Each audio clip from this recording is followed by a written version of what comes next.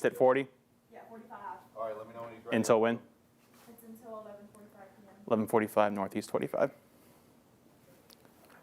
5, 4, 3, 2.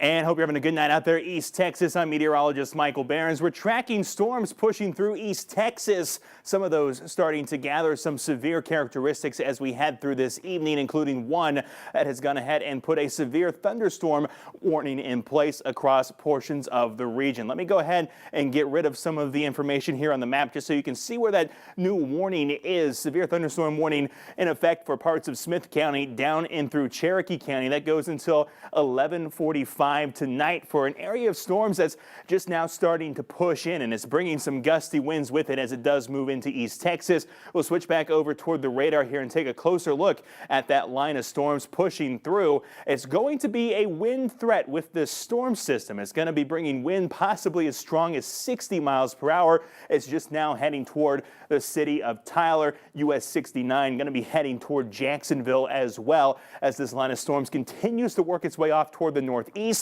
around 45 miles per hour. We'll put the tracking on it for you, and we'll show you where this storm system is going out there as it continues to work its way again off toward the northeast. We'll put that track on for you northeast at about 45 miles per hour. That's going to be taking it over toward Henderson before too long out there. It's going to be in the Mount Selman area by 11:03, Jacksonville by 11:06, Troop at 11:16, Overton 11:26, Kilgore 11:33, and Henderson by 11:43. It's going to keep moving on over toward Louisiana as we head over the next several hours. Again, possibly presenting the risk for severe winds out there, 60-mile-per-hour wind gusts, in addition to the heavy rain that we have with these systems out there. We also do have some flash flood concerns out there as we head through this evening, mostly for those storms further toward the north. We told you at the end of the 10 o'clock that we did have that flash flood warning in effect for parts of Smith County, Wood County, on up toward Camp Titus, Morris, Franklin counties also seeing that flash flood concern out there this evening. But it's all part of the bigger system that continues to work its way through East Texas as we head through this evening and into early tomorrow morning. Really could see a wind threat with any of these storms as they push through. We'll put it in a bit of a loop here, and you can see that it really hasn't moved for a while. It's been raining pretty heavily, but now as it starts to get its motion back together, we could start to see more severe storms out there as we head through the next few hours. We'll leave you with this information about the tornado watch still in effect. There is still that tornado potential with these systems as well as they push through. All those counties in the red shading remain under a tornado watch. The counties out here, this goes until 2 o'clock, so make sure you're staying weather aware. Of course, we'll keep you covered here at CBS 19. For now, we're going to go ahead and send you back to Colbert.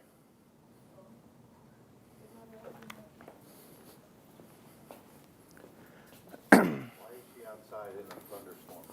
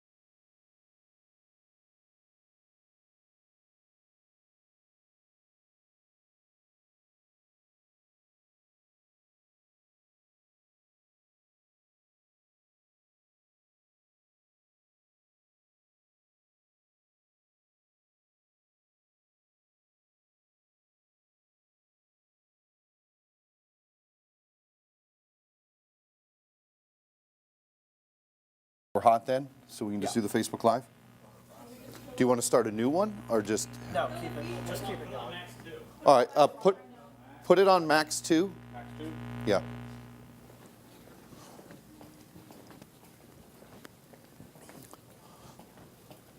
This thing needs a total restart, like it's totally frozen. All right,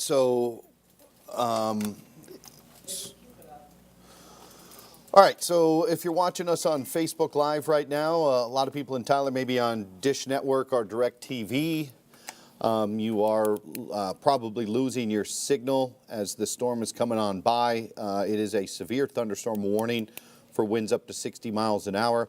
Michael and Brittany, you'll hear their voices as well. No hail with this, right? We're just talking about winds? Yeah, we're just talking wind threat, 60-mile-per-hour wind gust, according to the National Weather Service office out of Shreveport.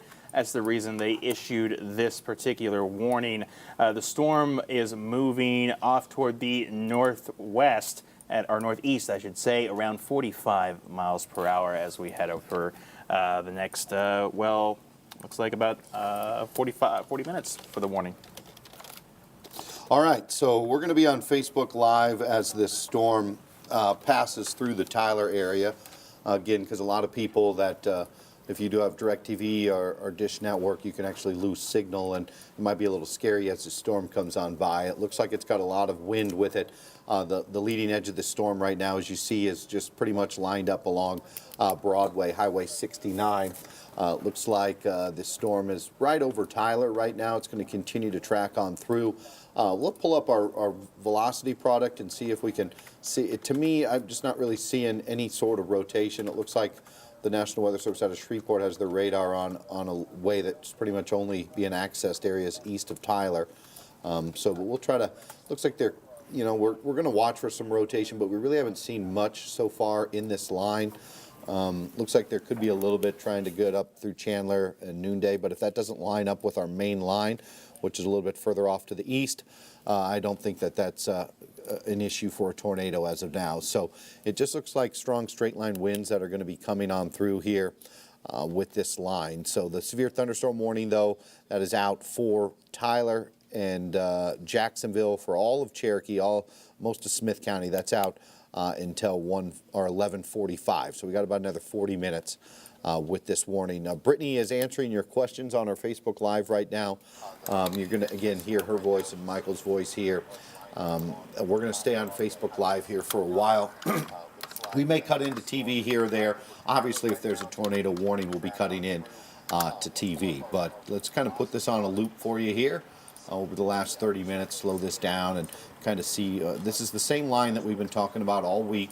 The best news about this line is it has been tornado-free so far, but still got some heavy winds to produce tonight as it slides on through. Your threat for storms is done if you're joining us in Emory, Canton, Athens, and even it looks like Palestine. The storm is now off to your east. So any of this activity that you see developing back here tonight is going to be non-severe.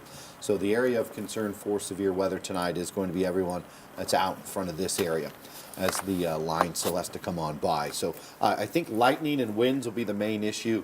It'll be a loud storm as it comes on by, so people that are trying to go to sleep, we apologize for that, that you're going to be dealing with probably some pretty noisy conditions over the next 30, 45 minutes. Michael? Yeah, go ahead and pop up the, are you on your shoulder? Go pop up Skycam 2, and you're showing the view of Broadway right now. They're really getting drenched out there with the heavy storm pushing through.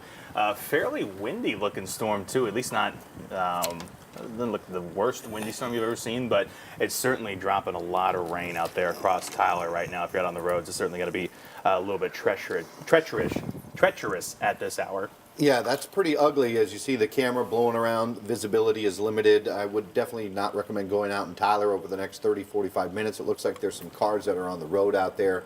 That's not where I would want to be at the current moment. Again, we still do have a flash flood watch out and flash flood warnings. The flash flood warnings are in the maroon color there that you do see, which does include Mount Pleasant, Winnsboro, Pittsburgh, Quitman, Mineola, Lindale. all under that flash flood warning. Newsom, Oak Grove. There isn't a flash flood warning here in Tyler. That yellow box for us in Jacksonville, Rusk, Alto is for a severe thunderstorm warning. Again, there is, as of now, no threat for a tornado, but there is some very heavy rainfall that is continuing to come on through. And this is probably as ugly as we've seen this line so far. Starting to see a lot of bright reds in this line. So from Tyler all the way down, you can see this is the threat that they were talking about for when you hear them talking about a derecho. That's when you're dealing with something that is, you know, several hundred miles long. So you're looking here, that's 200-mile long line of storms that is coming on through. And probably the most concentrated part right now is up here through Tyler and Jacksonville. Our low pressure system is sitting right here.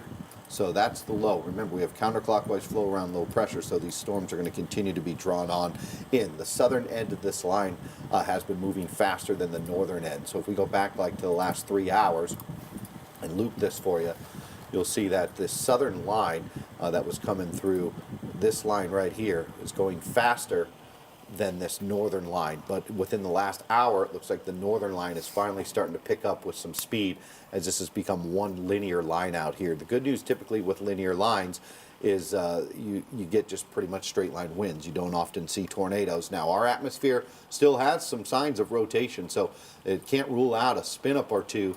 I think the greatest chance for some rotation is actually going to be south of that low. We drew that low on the map for you. Let's draw that back on. So the low is right here. So I think this area is probably our best shot for some rotation as this storm does come on through. But if we pop up our velocity product, basically we're not seeing much for rotation.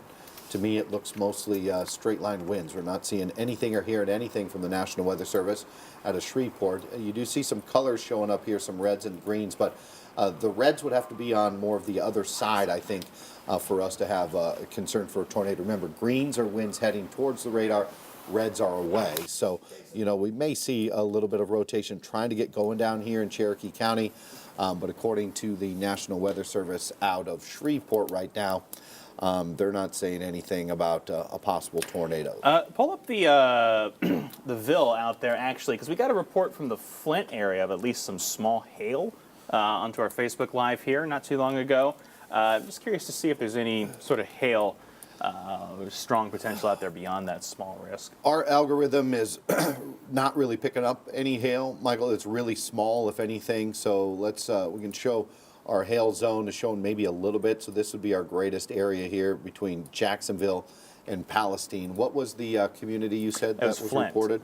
So we'll take a look here at Flint and maybe some really small hail in Flint. There's a better shot here, areas north into Tyler. So, I mean, we may be talking pea-size hail.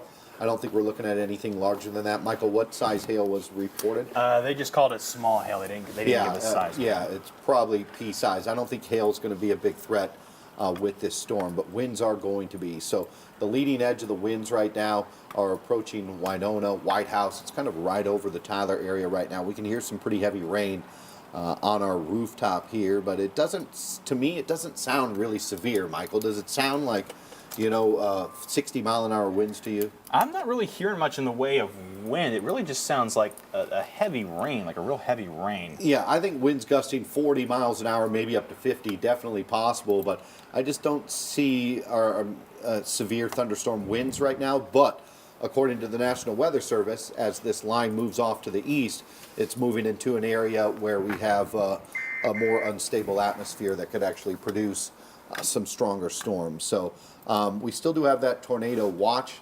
I just heard some beeps there. Was that an update on our tornado watch, Michael? Yeah, they canceled a few counties, but it doesn't look like it affects our neck of the woods from the Houston area. If you can pull up the tower cam again, you can see the picture here at Troop in the Loop with the rain falling outside our studios. Looks like our weather station picking up winds around 25, maybe 30 at a max.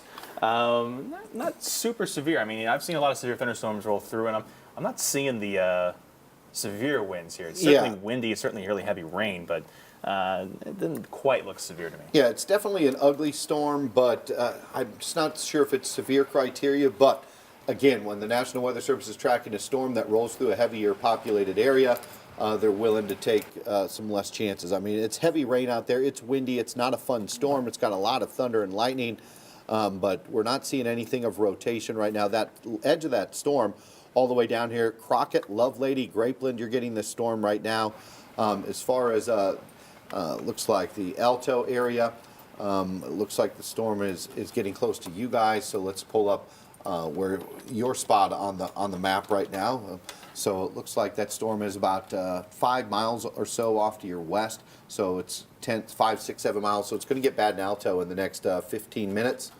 Again, we're not looking at a threat for a tornado. I know a lot of you are, when a big storm comes on by in the Alto area, you get a little nervous. We don't blame you. This one will just be wind, it looks like, and some pretty heavy rain. I guess the only silver lining on this is really going to help out with the drought.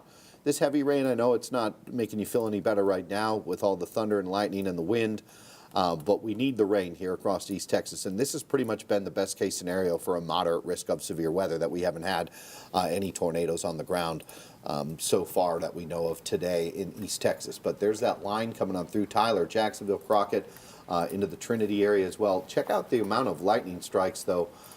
So it's going to be noisy as it comes on by. Just that little strip there, 1,300 lightning strikes over the last 10 minutes or so as it is continuing to come on through. So we'll kind of pull off our lightning here again. Again, if you got questions, ask them. Brittany's answering a lot of the questions right now on Facebook Live. Brittany, is there anything that people are asking that maybe we haven't got to right now? As of now, there's not really questions. They are asking, though, when we'll get an idea of when it will hit Longview. But I just want to go back to Roger with the small hail report. That was actually from Lake Palestine. And Okay. we're also getting some reports that there's heavy wind and rain south of White House. Yeah, I definitely am picking that up on the radar. All right, Longview, you got some weaker cells right now moving into the Longview area. Here's another good thing. Okay, over the last, let's pull this radar back about an hour. Do you see at this time there wasn't a lot of activity going on out in front of this line? When you have a quiet atmosphere, it has a chance to settle and become more explosive.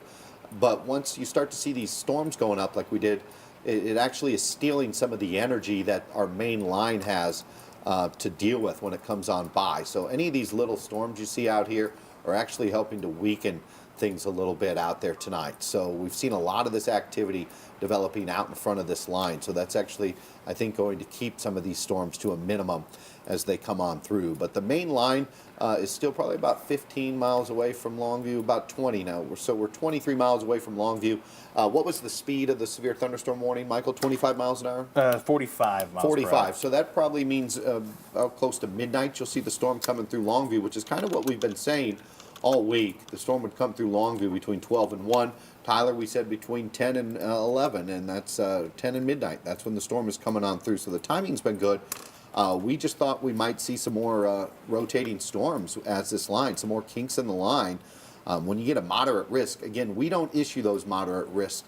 Those are issued by the Storm Prediction Center out of Norman, Oklahoma, and those are typically some of the best severe storm meteorologists in the entire country that work there. That's why they're the ones in charge of the slight risk, the enhanced risk, the moderate risk, and we report what they do. Anytime they issue a moderate risk, we take that seriously because that's usually one of the more dangerous threats that they're seeing as far as weather ingredients when they issue those. So that's why we've been hyping this event so much is due to that moderate risk of severe weather that they did say. Now, that doesn't mean we won't see any tornadoes tonight in this area as this line comes on by. There's still a threat tonight, but so far we've been tornado free. We can pull up our velocity again, and there's some real weak scattered rotation between Tyler and Jacksonville, but nothing that looks like a tornado. It looks like, the storm is trying to rotate in several places. You see some activity in around White House, in and around Jacksonville, but it's just not enough for what we typically see for a tornado warning to get issued. So it's not enough rotation. We just think there's some pretty strong winds here. You can kind of see on our velocity product, which is showing you where the wind line is located, right there. So again, these winds are going to come accelerating through. So if you're watching us in Winona, Starville, Eastern Smith County, Henderson, Laneville, this storm is still coming your way. The worst of it hasn't passed yet. I think the worst of it now is moving through Tyler at the current moment. So you probably got about another 20, 30 minutes of dealing with this storm in the Tyler area. But again, Longview, you haven't even tasted the worst of it yet. Jacksonville starting to bow out a little bit. This is looking like possibly a little bit of a bowing segment, so you could see some strong winds coming in to looks like Russ County and Angelina County over the next I'd say 30, 45 minutes or so. But again, no tornado warnings. So if you're watching us and you heard the report said there could be some night tornadoes, as of now, we're not really seeing anything that's rotating. Brittany, Michael, anything else that you guys want to add? Yeah, I think. Go for it, Michael. As I say, I think you're hitting really all the main points there. The atmosphere remains ready this evening to be accepting of severe storms if they can come together. But there's just been too much rain. Honestly, it's just been rain everywhere. Those showers in front of the main line have taken away some of that energy, and it's really. I mean, if you got the ingredients we had today, this is kind of one of the better setups you could imagine. As a result, is all the rain getting rid of the severe threat. Honestly. Yeah, the storms that went out in front of the line that had a chance to become supercells, they didn't, and they pretty much stole a lot of the thunder from this main line, though, as it's coming on through. All of this scattered stuff that doesn't look like it's much of anything, all of this is really helping out weakening this main line. It's stealing a lot of the ingredients necessary to produce storms that it's going up. So as this line comes on by, it's going to run into kind of the remnants of these other storms. And that's actually going to help out. So all this stuff is good. The main line still going to come through tonight. There's still definitely strong winds. You can see it by this little bowing segment here in Cherokee County as that moves off to the east. But again, we're really not seeing anything that's suggesting tornadoes. We're starting to see some of the areas there in this line that are producing maybe up to winds to 50 miles an hour. But we're not seeing anything that's appearing to try to form a tornado. The tornado watch still, though, has been continued for everyone that's east of this line. So if you're over here, there's still a tornado watch that will remain in effect tonight till at least 2 a.m. So we still got about 2-3 more hours of these storms. Michael, myself, and Brittany, we're going to continue to sit in here and track these storms. As long as there's a tornado watch out for East Texas, we're going to stay active and watching this situation for you. So, Joel, real yeah. quick, if I can cut in, I know there were some questions about what makes this considered a severe thunderstorm other than regular thunderstorms, and I'm answering Brian's question right now. So what is the significance? This is because this storm has a certain threshold. It meets the criteria of over 58 miles per hour. We're seeing 60 mile per hour winds with this thunderstorm. That's what makes it severe. All right, so right there, we'll check a look at the right there, 59 miles an hour winds there. Now, this isn't right at the surface, but when you start to see these bright colors coming together here that you do see east of Lindell, right along I-20 right there, near 60 mile an hour winds that we are picking up a little bit up into the atmosphere. So that's going to be coming into Winona. So some pretty heavy winds are coming into Winona over the next, I would say, 10 minutes, 5-10 minutes or so. And then that's going to continue to work eastward. So we'll see if we can get some of the other communities there east of Winona to pull up. So roughly this line from the Starville area, you're 7 miles away. So you'll probably see that in the next 5-10 minutes or so. That storm will be coming in to the Starville area. That's some of our strongest winds that we're seeing showing up.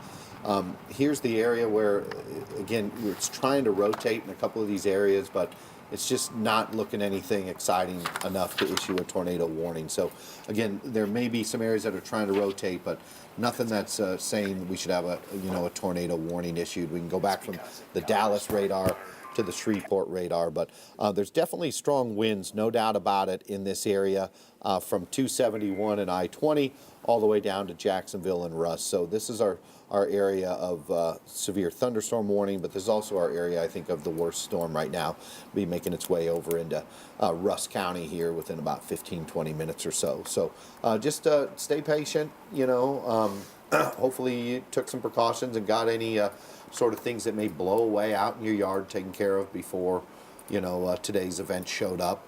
But this is probably the best case scenario. This is what we thought would be the absolute best case tonight, was that we would just see some strong windstorms and no tornadoes as this line came by, and some heavy rain. No hail, really. If it is, it's really small, so no damaging hail, severe hail. But Still pretty intense line. You can see there now, pushing on through. Michael, anything that I'm missing at that you're aware of? The only updates we've gotten recently are just some extra counties that have been allowed to be removed from the tornado watch. Earlier in the evening, we did have Van Zant, Rains, Hopkins removed from the tornado watch.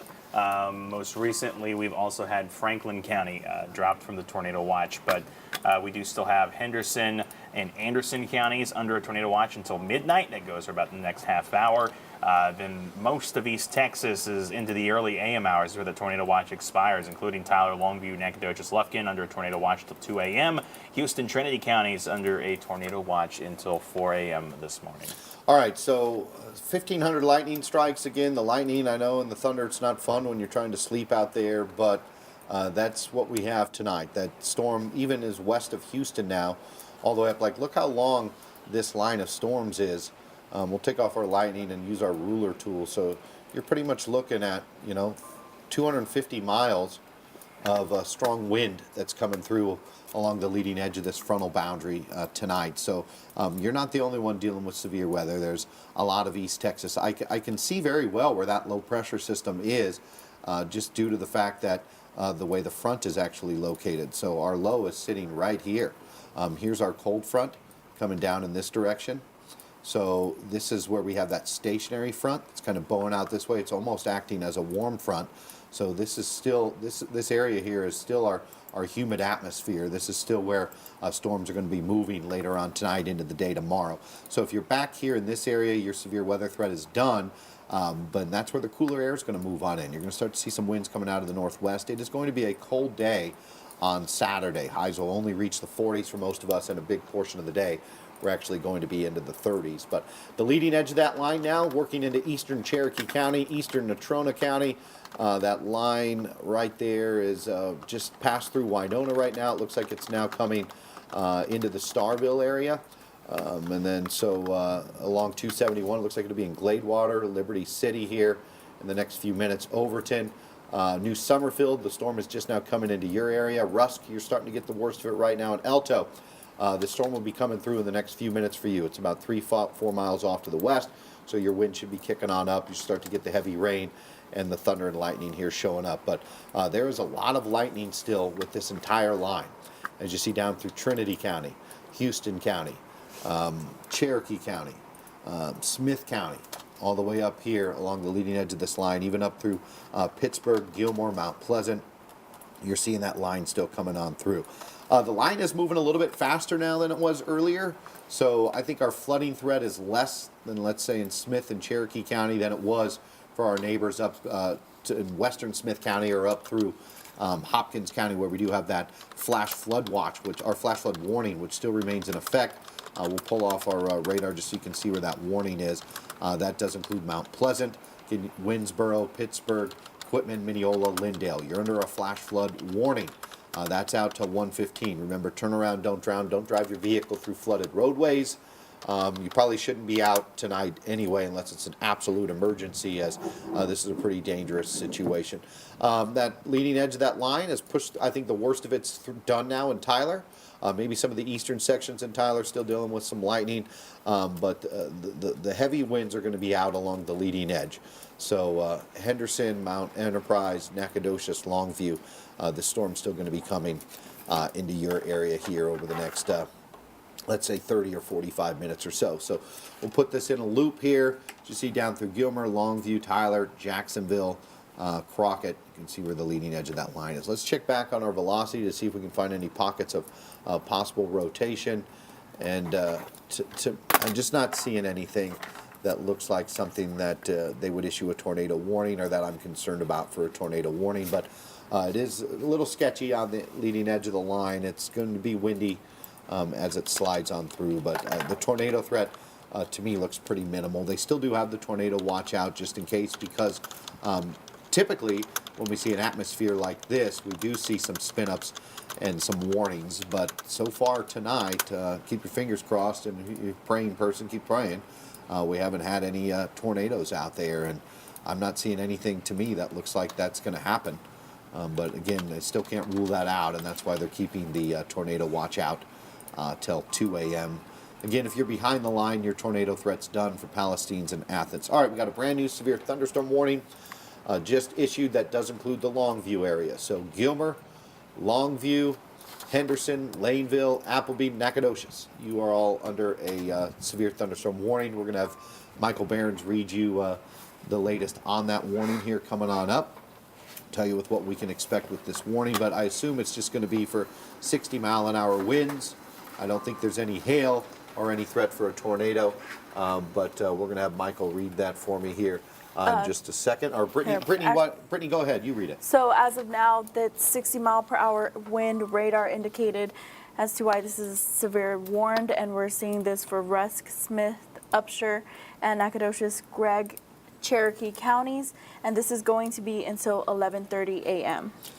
All right, so Gilmer, Big Sandy, Longview, Winona, Kilgore, Overton, Lakeport, Turnertown, Henderson, just out of Pine Hill, Laneville, Mount Enterprise, Recklaw, Cushing, Appleby, Nacogdoches, Wells, all are now under a severe thunderstorm warning.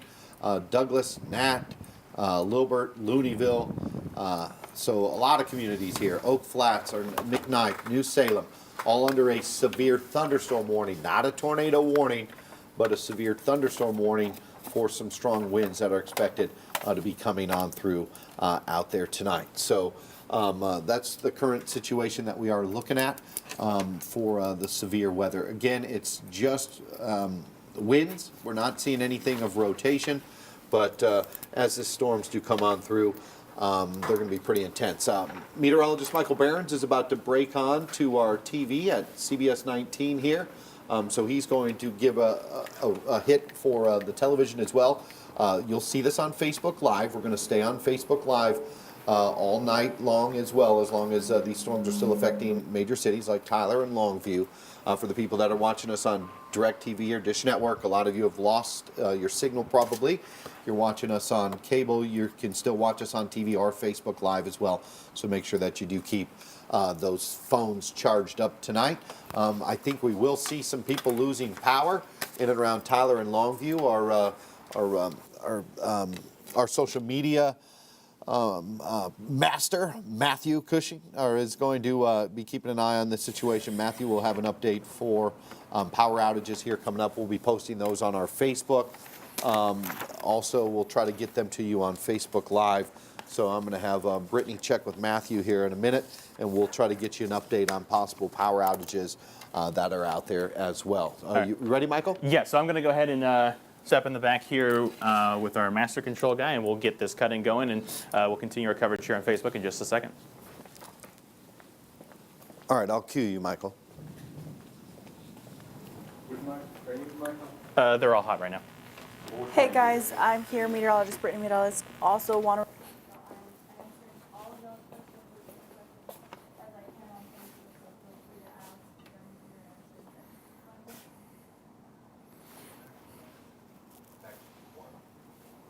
Michael, you want one, right? Yeah, it's already hit. I brought up ME1.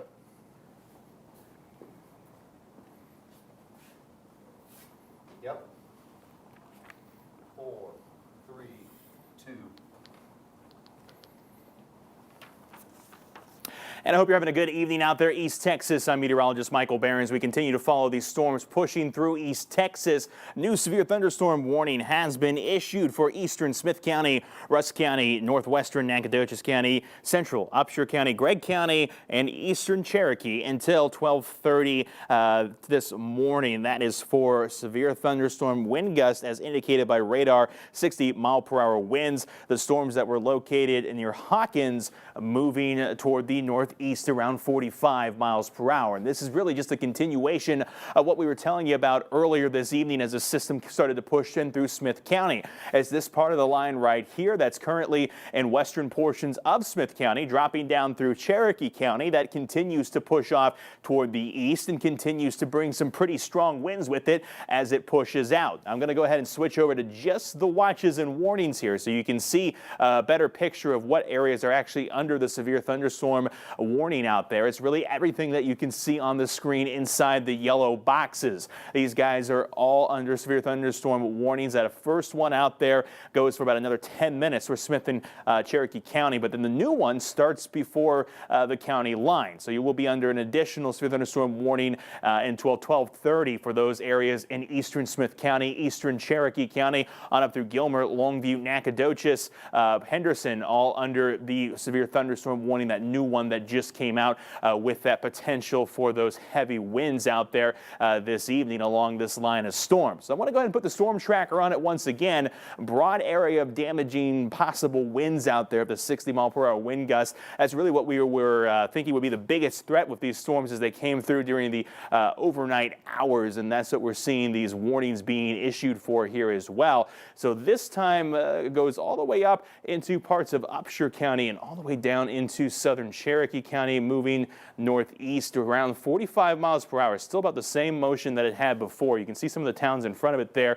Gladewater by 11:38, Kilgore at 11:47, Longview 11:55, 12:06 to Harleton, Nacogdoches at 12:08, Jefferson 12:24, and 12:33. This storm will be in Carthage. Again, not seeing much in the way of hail or rotation potential, thankfully, with these storms, but we are seeing the threat for the damaging winds out there. Of course, we are watching those storms very carefully. We've been following it on Facebook Live here this evening, in addition to streaming on CBS19.tv, the mobile app as well, all places you can watch. The big concern going to be with this line as it pushes through, that you could see the possibility for power outages out there as these winds do come through East Texas. So let's go ahead and walk down the leading edge of that line so you can see some of those communities that are going to be out in front of this system out there. As you see up near the Pritchett area, you're seeing that heavy wind right now. Gladewater is seeing some of that heavy wind as well. I'm going to zoom out just a touch here,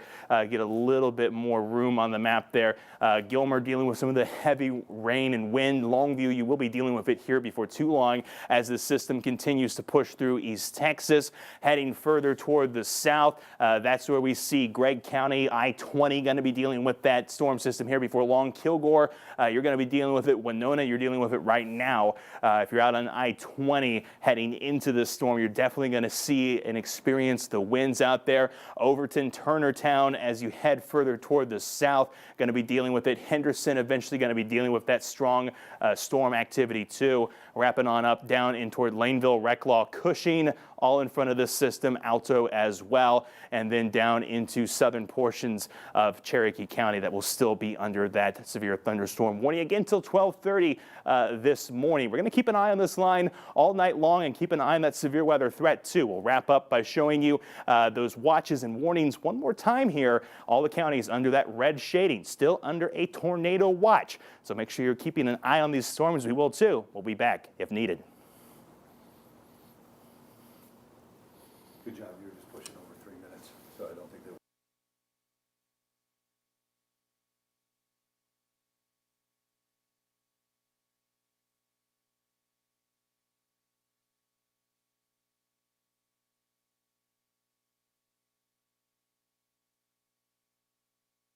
Hopefully you enjoyed Michael's presentation there of the severe weather and the severe thunderstorm warnings that are coming through Longview right now.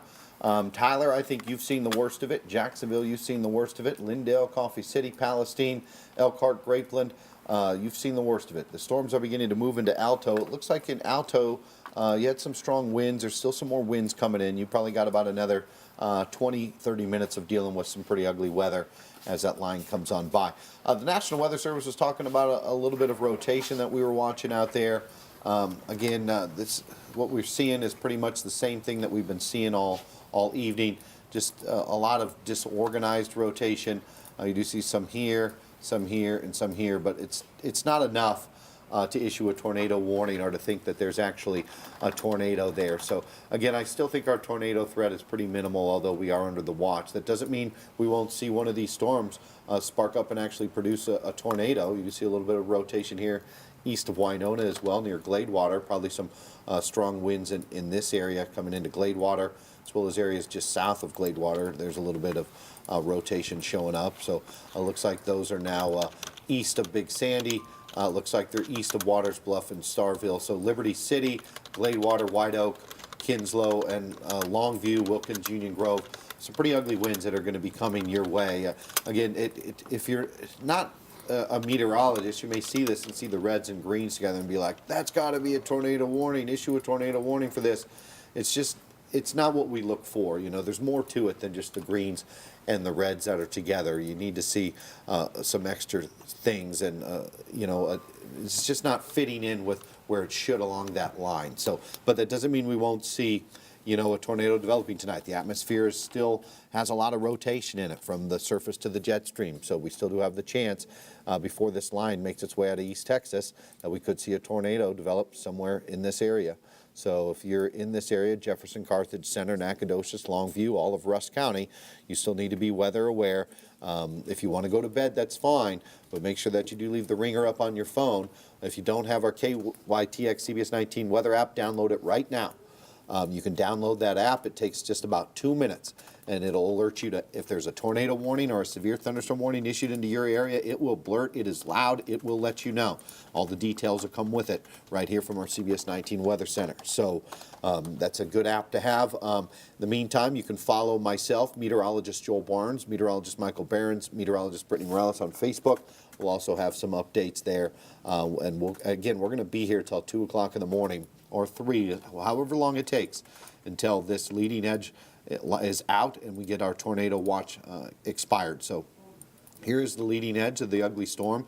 Looks like it's beginning to move past Crockett, Jacksonville, Tyler. I think you're pretty much done as far as your threat for severe weather. We've heard here at the studio the winds have calmed down, the rain's done. Let's pull up our camera here and we'll take a quick look at our max cam, and we'll see the situation there. Looks like you can see the winds are pretty much done. It looks like we did pick up almost an inch of rainfall as that line did come on by. But you'll notice the winds. You see how they're flashing west, northwest? They were out of the south about 15 minutes ago. So that's a sign that the cold front is passing on through, and we're going to see the temperature dropping here pretty soon. But here is what's left of our tornado watch. Most of our counties are till 2 a.m. A couple of counties down like through Houston, Trinity counties out till 4, but I think your threat will be done well before 4. I think Henderson, Cherokee County, Smith County, as well as looks like Wood County, probably going to see our tornado watch canceled within the next 30-45 minutes as the line does come on through. Michael, Brittany, anything that you guys want to talk about that I'm maybe missing? I think you're hitting all the points right there. In the severe thunderstorm risk out there, the possibility again for the tornadoes still exists because of the fact that we do have the rotation in the atmosphere, but nothing's able to get a hold of it right now. Heavy rain continues to be a concern too. We did have the flash flood warnings that are still in place out there. Picked up an inch here in Tyler. And just expect heavy rain, heavy wind with this line as it pushes through. Expect frequent lightning. That's going to be one of the things out there. You won't get an alert for lightning, but it's going to be a risk factor with these storms too. And it's just something that you just have to keep monitoring as they push through East Texas, and be ready for the fact that the power could go out with the rain and the wind coming through and the trees. It just takes one to fall over on a power line somewhere and it takes power out, and then you're going to have to move to one of your alternative ways to get weather information. Of course, we constantly recommend CBS 19 mobile app as being one of the best ways to do that. And of course, if not as that, you can always look to a battery-powered radio, weather radio, or once the storms get by, thankfully you don't have to worry about more storms tonight. And just hope they get those powers restored before too long. Brittany, you got any update on power outages? As of now, I don't have any updates on the power outages, but I do have some people, Randy, asking if we do send alerts. We do send alerts on our app. I did comment below, Randy, so if you just download our CBS 19 app like Joel and Michael were talking about earlier, you can get those tornado warnings sent straight to your phone. And as well, we're seeing some questions just about Henderson, and there's another question about Houston County, since there is still that tornado watch, and if they're in the clear yet. Yeah, we'll take a quick look at the Houston radar. We're getting a report of a downed tree off Highway 69 just north of Rusk in Cherokee County about 15 minutes ago. So you need to avoid Highway 69 heading south out of Tyler. Again, I think we're going to see a lot of downed trees out there tonight. But Highway 69 has a tree down north of the city of Rusk in Cherokee County. As far as the tornado situation, we do have Anderson and Henderson counties have now been expired for the tornado watch, so you are no longer under a tornado watch. Brittany, you want to drive over here for a little bit, and I'll go see what I can Yes. find out on the power outages. So Brittany's going to take over on the radar, so you'll be hearing her voice now. I'm Chief Meteorologist Joel Barnes. I'll be back here in a few minutes, but right now we're going to let Brittany take over, so feel free to ask her questions if you got some. Go ahead, Brittany. Hey there, East Texas, meteorologist Brittany Meadows right now. So just taking a look at what we're seeing, we have that severe thunderstorm warning for our Smith and Cherokee counties. That's until 11:45. They're going to continue that and push it longer because that's looking to expire within the next 60 seconds. And what we are also looking at is that other warning there in Gregg County as well as near Henderson and Mount Enterprise. That's until 12:30 a.m. And what we're seeing with this is mainly those strong winds, those winds of 60 miles per hour. Like we said, we're concerned about damaging winds being the main threat. And because we do have that rain, that line that stalled right before it got to Tyler, adding a lot of rain into the ground, kind of caused it to soil a little bit. Those trees are going to be falling down a lot more easier than they would have if we would have just seen dry weather before the squall line that moved through East Texas. So make sure you are being cautious. If you do lose power, again, remember you can download our CBS 19 weather app. So taking a look at these reds and oranges. So with radars, these reds usually mean that there's larger water droplets.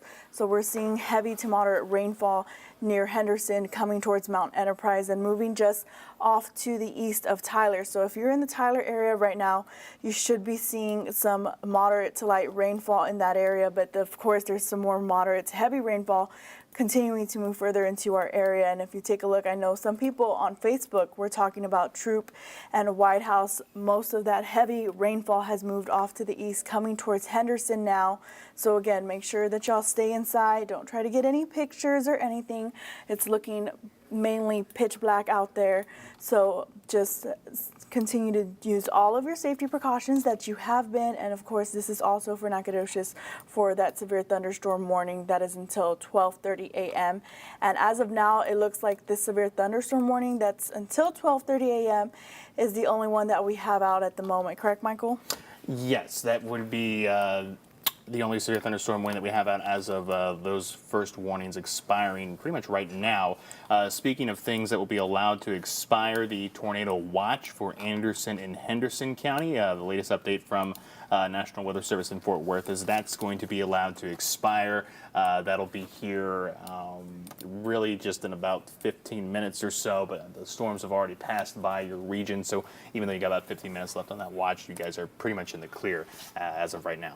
And guys, I just did a number of strikes within that severe thunderstorm warning, about 2,000 lightning strikes. That's not including the ones just north of Jefferson and Longview. So we're seeing a lot of lightning with that. Most of that lightning looked to be cloud to cloud. So just that nice, pretty lights that you usually see when you go out in the clouds. But as we continue on, we're going to see continue to monitor that. I know some of these lightning strikes can be cloud to ground, which is when the lightning strike actually touches the ground. But let's continue to take a look at that radar and look at all of what we're seeing in terms of that moderate to heavy rainfall. Again, it's coming near Henderson, Mount Enterprise, and we're also going to be seeing the rain near Gilmer. So Gilmer, you are at the very edge of this severe thunderstorm warning, but you are still seeing that heavy rainfall as well as Ore City. So we're going to continue to monitor this, continuing to see damaging wind as that main threat, and because the winds can cause power lines and trees to fall down, that's going to continue to be continue to cause some power outages across East Texas. Hey, Brittany, real fast. I just spoke to our digital manager, Matthew Copeland, and he said that over the last 10 minutes or so, they're getting reports of many power outages. So we're talking power outages into the thousands, and he's working on getting us a list of who's out of power and what places that are out of power, and obviously if we can get you any information as to when it may be turned back on. But again, that's why we bring you these broadcasts on Facebook Live. Your cell phone doesn't need power if you have it charged up, so you can just continue to watch our weather coverage here to keep you and your family safe out there. But again, we're getting reports of thousands of people without power. And give us a few minutes and we'll get that exact information to you. Thank you, Joe. So continuing to look at this line of storms, as you see it continuing to move further southeast, once I pull up this aerial right now. So all right here is where we're going to see the most strongest winds in our area. So near, just to the west of Carthage, near Nacogdoches, near Lufkin there. And right now in Longview, you're seeing these winds that are pushing out ahead of the front. That's where we're going to be seeing that damaging winds. And with these severe thunderstorm warnings, radar indicated 60-mile-per-hour winds. And of doing some research, it only takes 90-mile-per-hour winds to knock down any tree.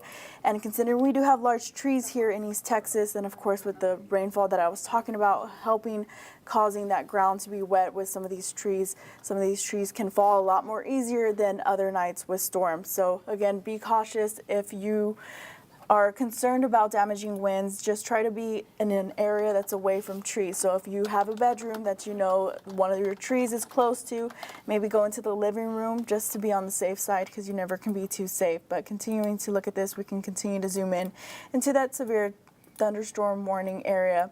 And we're seeing just to the west of Tatum, you are not under the severe thunderstorm warning at the moment. Troop still is, and as well as Cushing. Michael? All right, Brittany, I'll give you a little bit of a breakout there. Hopefully we'll get that information from Matthew Copeland here real quick. If you want to ask Brittany some questions, I know some people said hi to her online.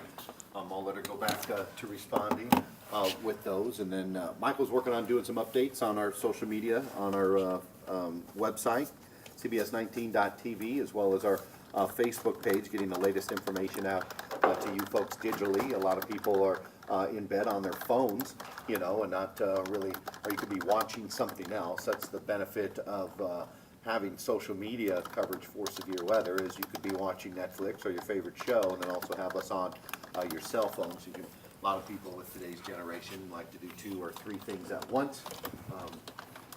A lot of people like to do multiple things at once. Sorry, my mic was off there for a second. Got it turned back on. A lot of people like to do multiple things at once. So again, if you want to watch something else, let's say on Netflix, you can watch us on your cell phone as well. So that you do have the ability to do multiple things at once. I know the younger generation, maybe not the people as my age or older, but I know the younger folks like to watch several things at once. So you can keep our coverage on in the background as these storms do approach you. All right, so you are safe right now in Tyler. Your severe weather threat is done. There's still some rain that may come through tonight, but the severe weather threat is still for this line. Starting to come into the Longview area right now, so you're probably getting some of the worst weather you've had right now in Longview. Some very heavy rain coming on down there.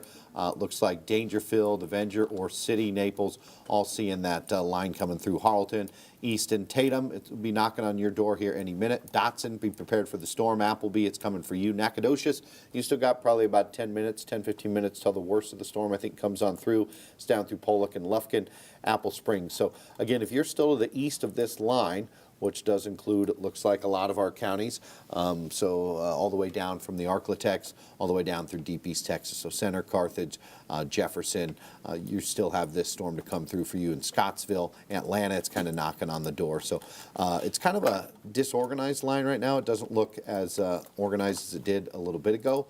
But here is the leading edge of that line, so that's where the strong winds are going to be tracking this way. So everyone behind the line, again, which does include Tyler, looks like Winona. The storm is now moving out of your area, east of Big Sandy, White House, Mount Selman, New Summerfield, Jacksonville, Rusk, Elkhart, Palestine, Grapeland.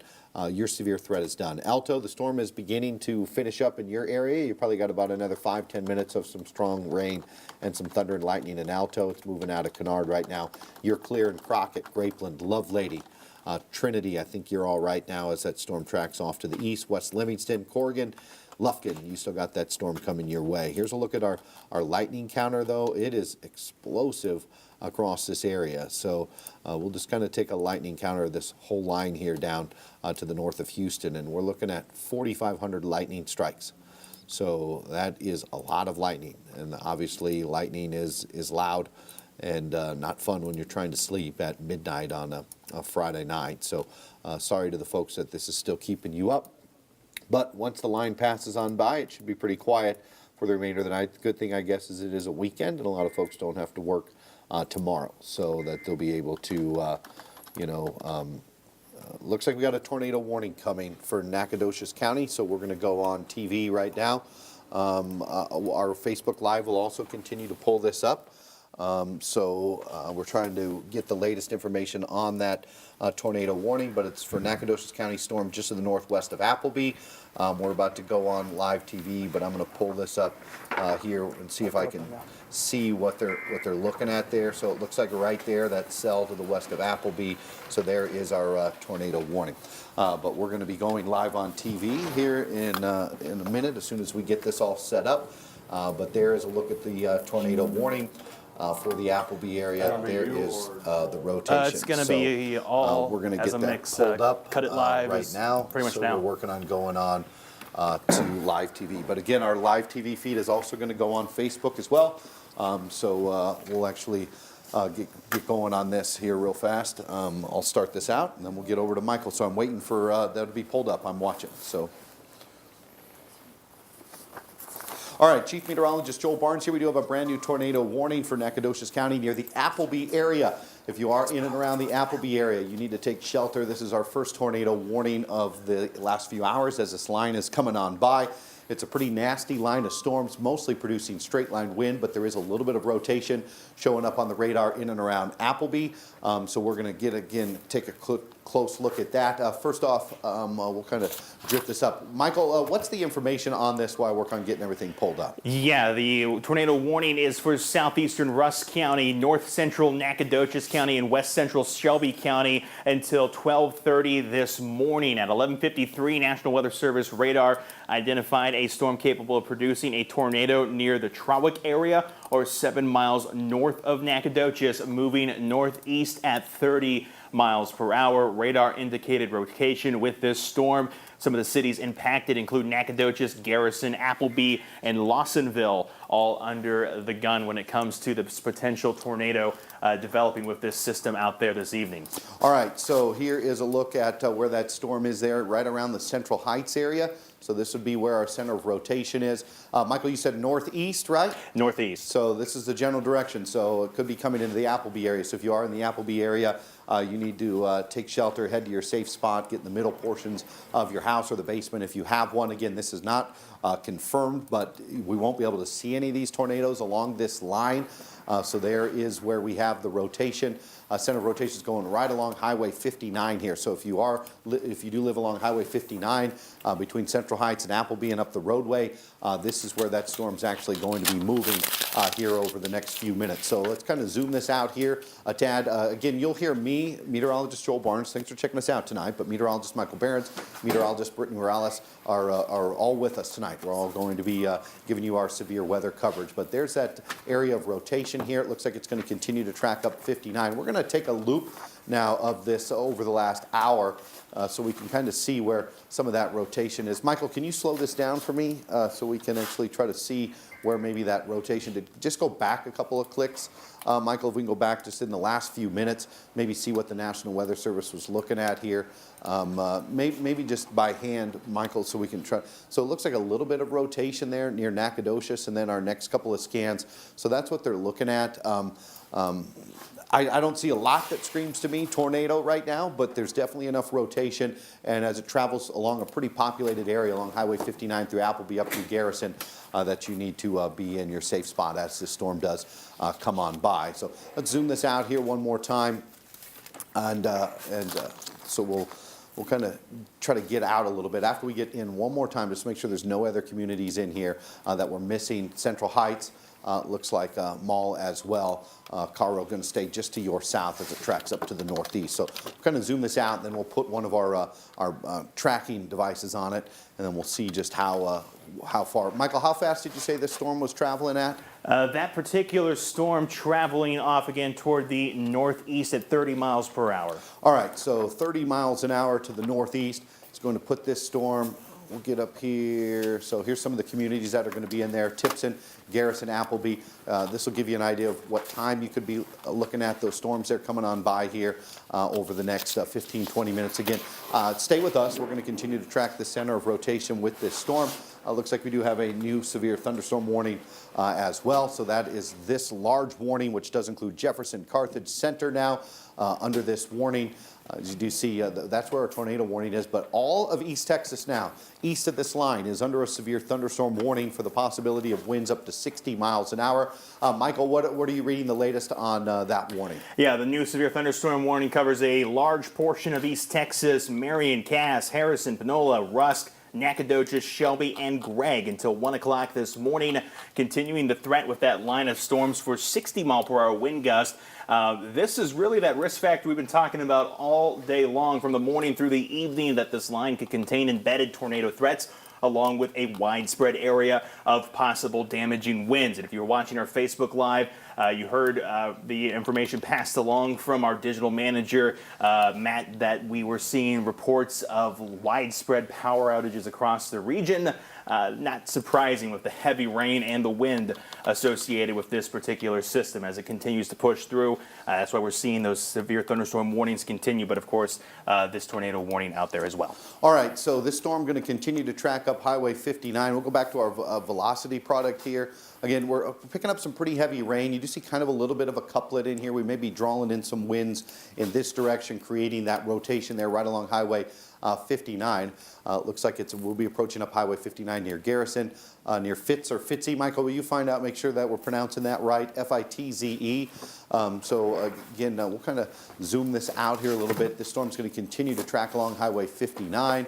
Arlem, and then eventually into Timpson. Although you're not under a tornado warning yet in Timpson, I think the storm is going to get awful close to your area as it does come on through. So again, we'll zoom this big picture out here a little bit. I'll give you an idea of where this storm is. It is in, looks like Nacogdoches County, and then maybe a little bit of it coming in here just to the west of center there. Looks like into portions of Shelby County, and then it looks like extreme southeastern Cherokee County near Mount Enterprise. But there's the center of rotation with this.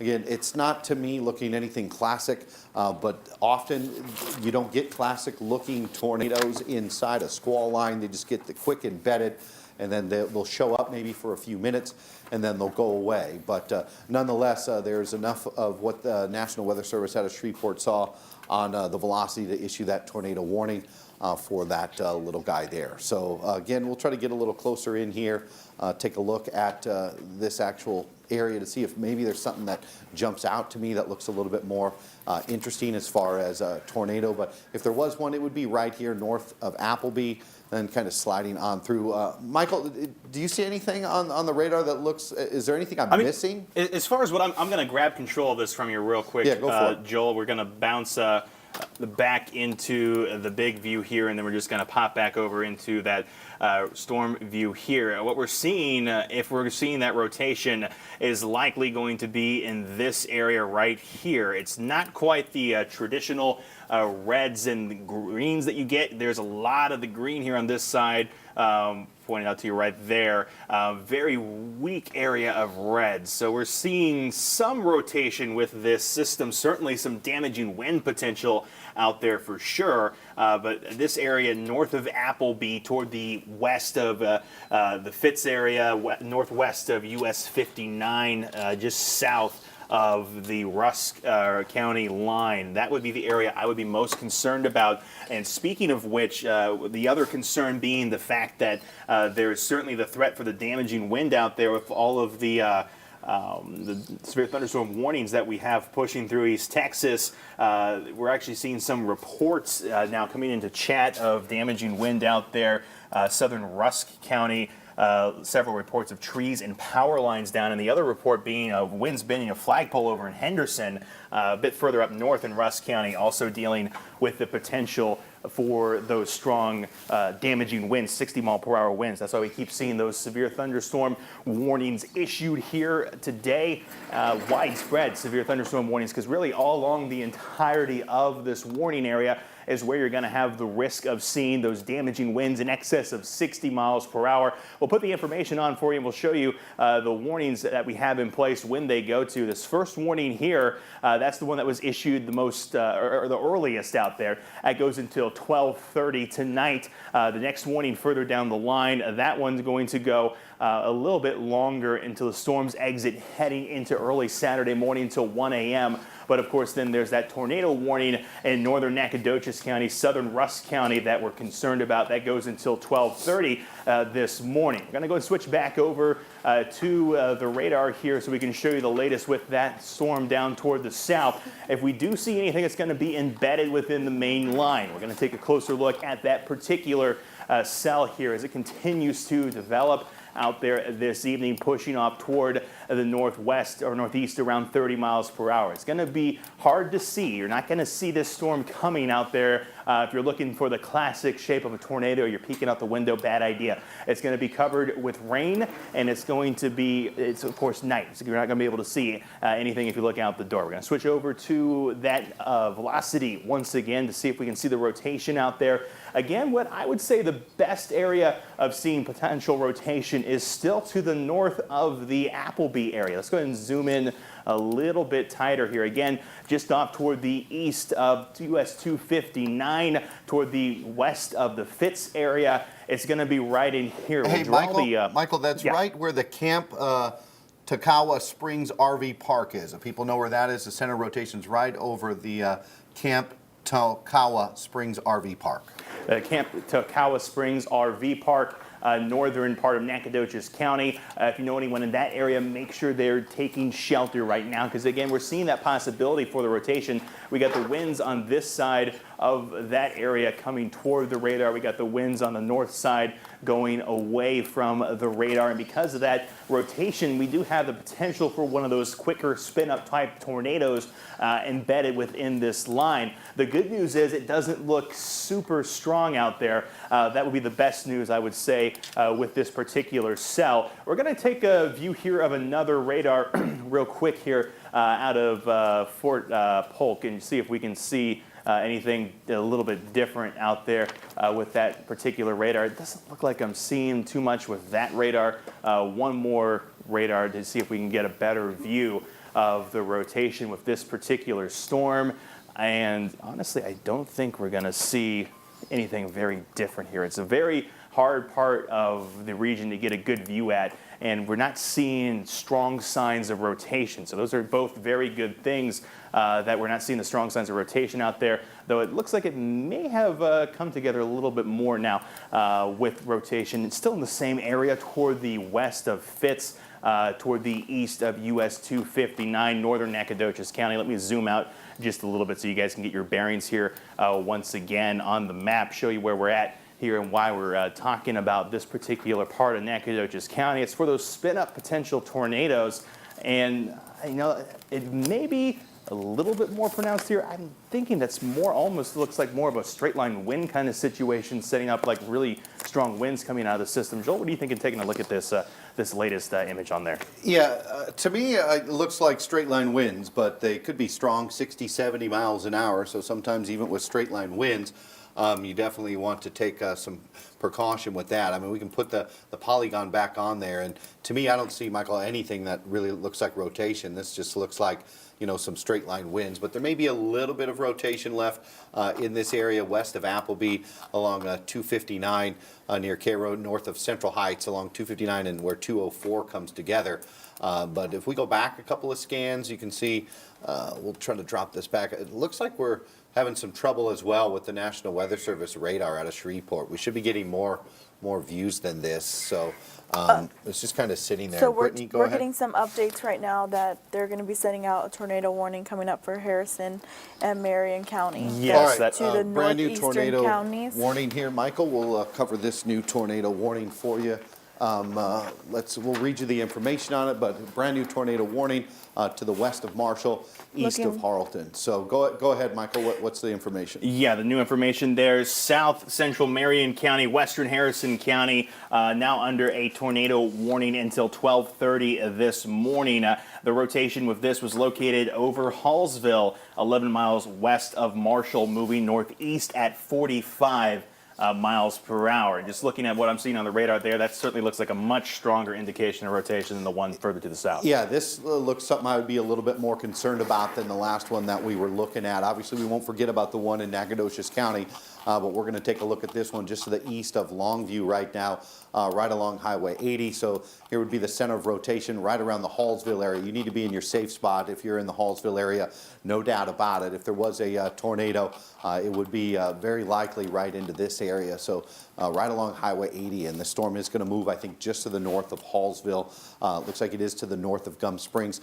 Looks like it is north of I-20. Let's take a look and see how many miles we are here north of I-20. It looks like about 5 miles maybe north of I-20, so about 3. So we're 3 miles north of I-20, the center of rotation. So you're going to want to avoid I-20 as this storm does come on by. But this is definitely more classic looking as far as the possibility of a tornado compared to what we were looking at a little bit earlier. Michael, what was the speed and direction of this one? That particular one was moving around 45 miles per hour, moving in the same direction with the rest of these storms off toward the northeast. Do want to take a moment to remind everyone at home that with the winds with these storms, power outages have been pretty widespread. So you can catch us streaming on Facebook Live, CBS19.tv, our mobile app. We're also on the radio, courtesy of our partners at Alpha Media, KYKX. We're on the Ranch. 104.1 The Ranch, La Invasora, 96.7. We're on Jack FM as well, all on the radio here this evening as well. All right, so it looks like there's even some rotation here along I-20. So it looks like this storm is pretty much right along parallel with I-20 there to the southeast of Longview, and it could eventually make its way into the Marshall area. So let's go ahead and get the rest of this warning here drawn on. So we'll get the polygon on so you can see it there on the map. So they're thinking this storm is going to move more to the northeast than east. So they're thinking it is going to stay to the west of Marshall. It looks like we got a new tornado warning. Let's check that one out. Looks like we've got a new warning now for Tatum, Beckville as well. So this is this a new one, or is this is a brand new one, Joel. Right. This one is for Panola and Rusk County until 12:45 a.m. This is a severe thunderstorm capable of producing a tornado located near Beckville or 14 miles northwest of Carthage, and this one's moving northeast at 40 miles per hour, so 5 miles less than the tornado warning above it. All right, so here is, what were some of the communities that were involved under that one? Beckville, Carthage, right there. It's just to this west. So there's where the center of rotation would be.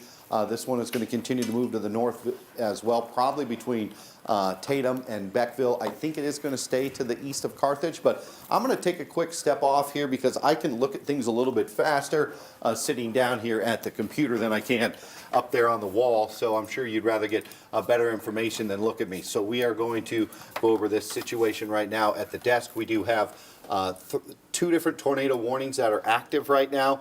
So the first warning that was down in Nacogdoches, is the second warning, guys, a continuation of that first one that we're looking at here? No, these are all 3 distinct warnings. They're all 3 separate from one another, lining up along the length of the severe thunderstorm warning. We're going to zoom back out, take a big picture here. Okay, there they are. Okay, so there's all 3 of them. So we do have 3 tornado warnings right now. Our northern one, this one to me looks the most impressive on the radar. This is the one that is in and around Hallsville. We can go back a couple of scans, and unfortunately, this is what we were worried about all night with these storms, and this is where we had the moderate risk out for the last couple of days in our eastern counties. This is where they felt the atmosphere was most likely to rotate. So this one in and around Hallsville, Walker's Mill, Nesbitt, this storm is going to continue to track to the north. Woodland, Jefferson could eventually be under the path of this one. So it's right along I-80. It looks like the center of rotation is just to the north right now of the interstate. So we're right in this area. That's going to continue to move to the northeast. So that's one. That one to me looks the most impressive on the radar. Secondly, we have this one, which is starting to show some signs of rotation as well. There's the center of rotation north of Chapman on this one. We can go back a couple of scans, and you'll see that started picking up just within the last few minutes. So they're trying to get ahead of these tornadoes, possible tornadoes as they do develop. This one's going to slide up to the northeast as well. We'll see if we got for communities that are in here. We have Durgin. Yep. Michael, go ahead. The first warning down further to the south, Nacogdoches, Rush, Shelby, that one has been canceled. Thought that was going to happen. So that's good. So we're down to 2 warnings, but Beckville, Tatum, you could be in the path of this storm. So if you're under one of these tornado warnings, you need to get in your safe spot. They are popping up quickly, as these storms do finally move into an atmosphere that seems to be trying to get them to rotate. But in my opinion, this is the storm of the moment. I'm a little bit most concerned about this one here in and around the Hallsville. If you're in Hallsville, you need to be in your safe spot. We just got a new radar update. It's tracking right along Highway 80. So let's see if we got other communities between Hallsville and up through. It looks like we don't have much between Hallsville and Marshall, but if you live on Highway 80 between Hallsville and Marshall, you need to be in your safe spot. The storm is going to move northward, possibly through Nesbit. I'd be concerned if I was in Nesbit for this storm. I think it's going to track very close to you in Nesbit, maybe between Nesbit and Marshall there along Highway 154. I think it is going to stay just to the north of Marshall, but it is starting to turn a little bit to the right. So this storm could eventually make its way into the Marshall area. So we're going to be keeping a very close eye on that situation. Michael's going to take a look at this as we've got thousands of people without power tonight as well across East Texas. It looks like we maybe even have a little bit of rotation trying to go up here near Bear Creek. So this will be an area that we're looking at for possible tornado warning as well. But again, this is probably our most significant looking signature on the radar. To me, it's not ominous. It's not, you know, there's definitely a tornado on the ground there, but there could be one at any moment. There even could be with what we're seeing on the radar, but it still, to me, looks predominantly straight line winds, as well as this one down here near Tatum, which Beckville. If you're in the Beckville area, you need to be in your safe spot. This storm's going to be awful close. If you're between Tatum and Beckville, you are under a tornado warning along Highway 149 out there.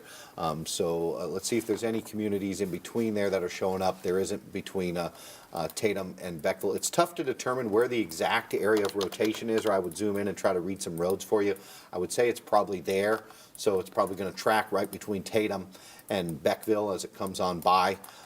So again, that's one of the two warnings that we are watching out there. We also have the warning to the north. So again, the one for Nacogdoches County, that's been allowed to expire. So we do have the two tornado warnings. We have this one here. Hopefully we'll get a new image here coming by any second, but you see there through Hallsville, that's where it was looking pretty ominous as it's tracking now just to the north of Highway 80. I think this storm will stay north of I-20. But if you're in and around the Nesbit area, I would be a little bit concerned. I'd be in my safe spot just in case as this storm does pass on through. But to me, it's looking now, we just got a new radar image. To me, this looks very straight line windy as it will track off to the east. You're going to get strong winds no matter what in Marshall, maybe 60, 70 miles an hour. You're under a severe thunderstorm warning, even if you don't get a tornado. So you need to probably just be cautious over the next 30 minutes as this storm system does come on through. Michael, how many total power outages are you looking at there? We are looking at thousands of people without power across East Texas, around 700 here in Tyler, currently without power. Jacksonville around 450, Palestine around 125, Longview, pretty substantial number of people without power, up to around 2,500. As you head down the road to Rusk County Rural Electric, they are looking at what looks to be at least 3,000 people without power from that particular provider. It looks like even more than that. It continued onto the second page, many zip codes in there without power this evening. Wood County also dealing with a large number of power outages. Van Zandt County up around 850 people without power this evening. All right, so you see a ton of colors here on our little map bug down here. Okay, when it comes up. The reds are where we have tornado warnings. The oranges is where we have severe thunderstorm warnings. The greens are where we're having flash flooding occurring. And then the pinks down there at the very bottom, those are actually a severe thunderstorm watch, I believe, and not a tornado watch. But here's our storm of the moment right now. Tornado warning remains in effect till 12:30 for areas just east of Hallsville. I think this storm is going to pass awful close to Nesbit as it continues to track to the northeast. I think the center of rotation is going to stay to the west of Marshall, but we're going to stay on this image here until we get the latest new image coming on by. So we'll see if we can still detect some rotation here with this storm. But to me, this one looks more impressive than the southern warning.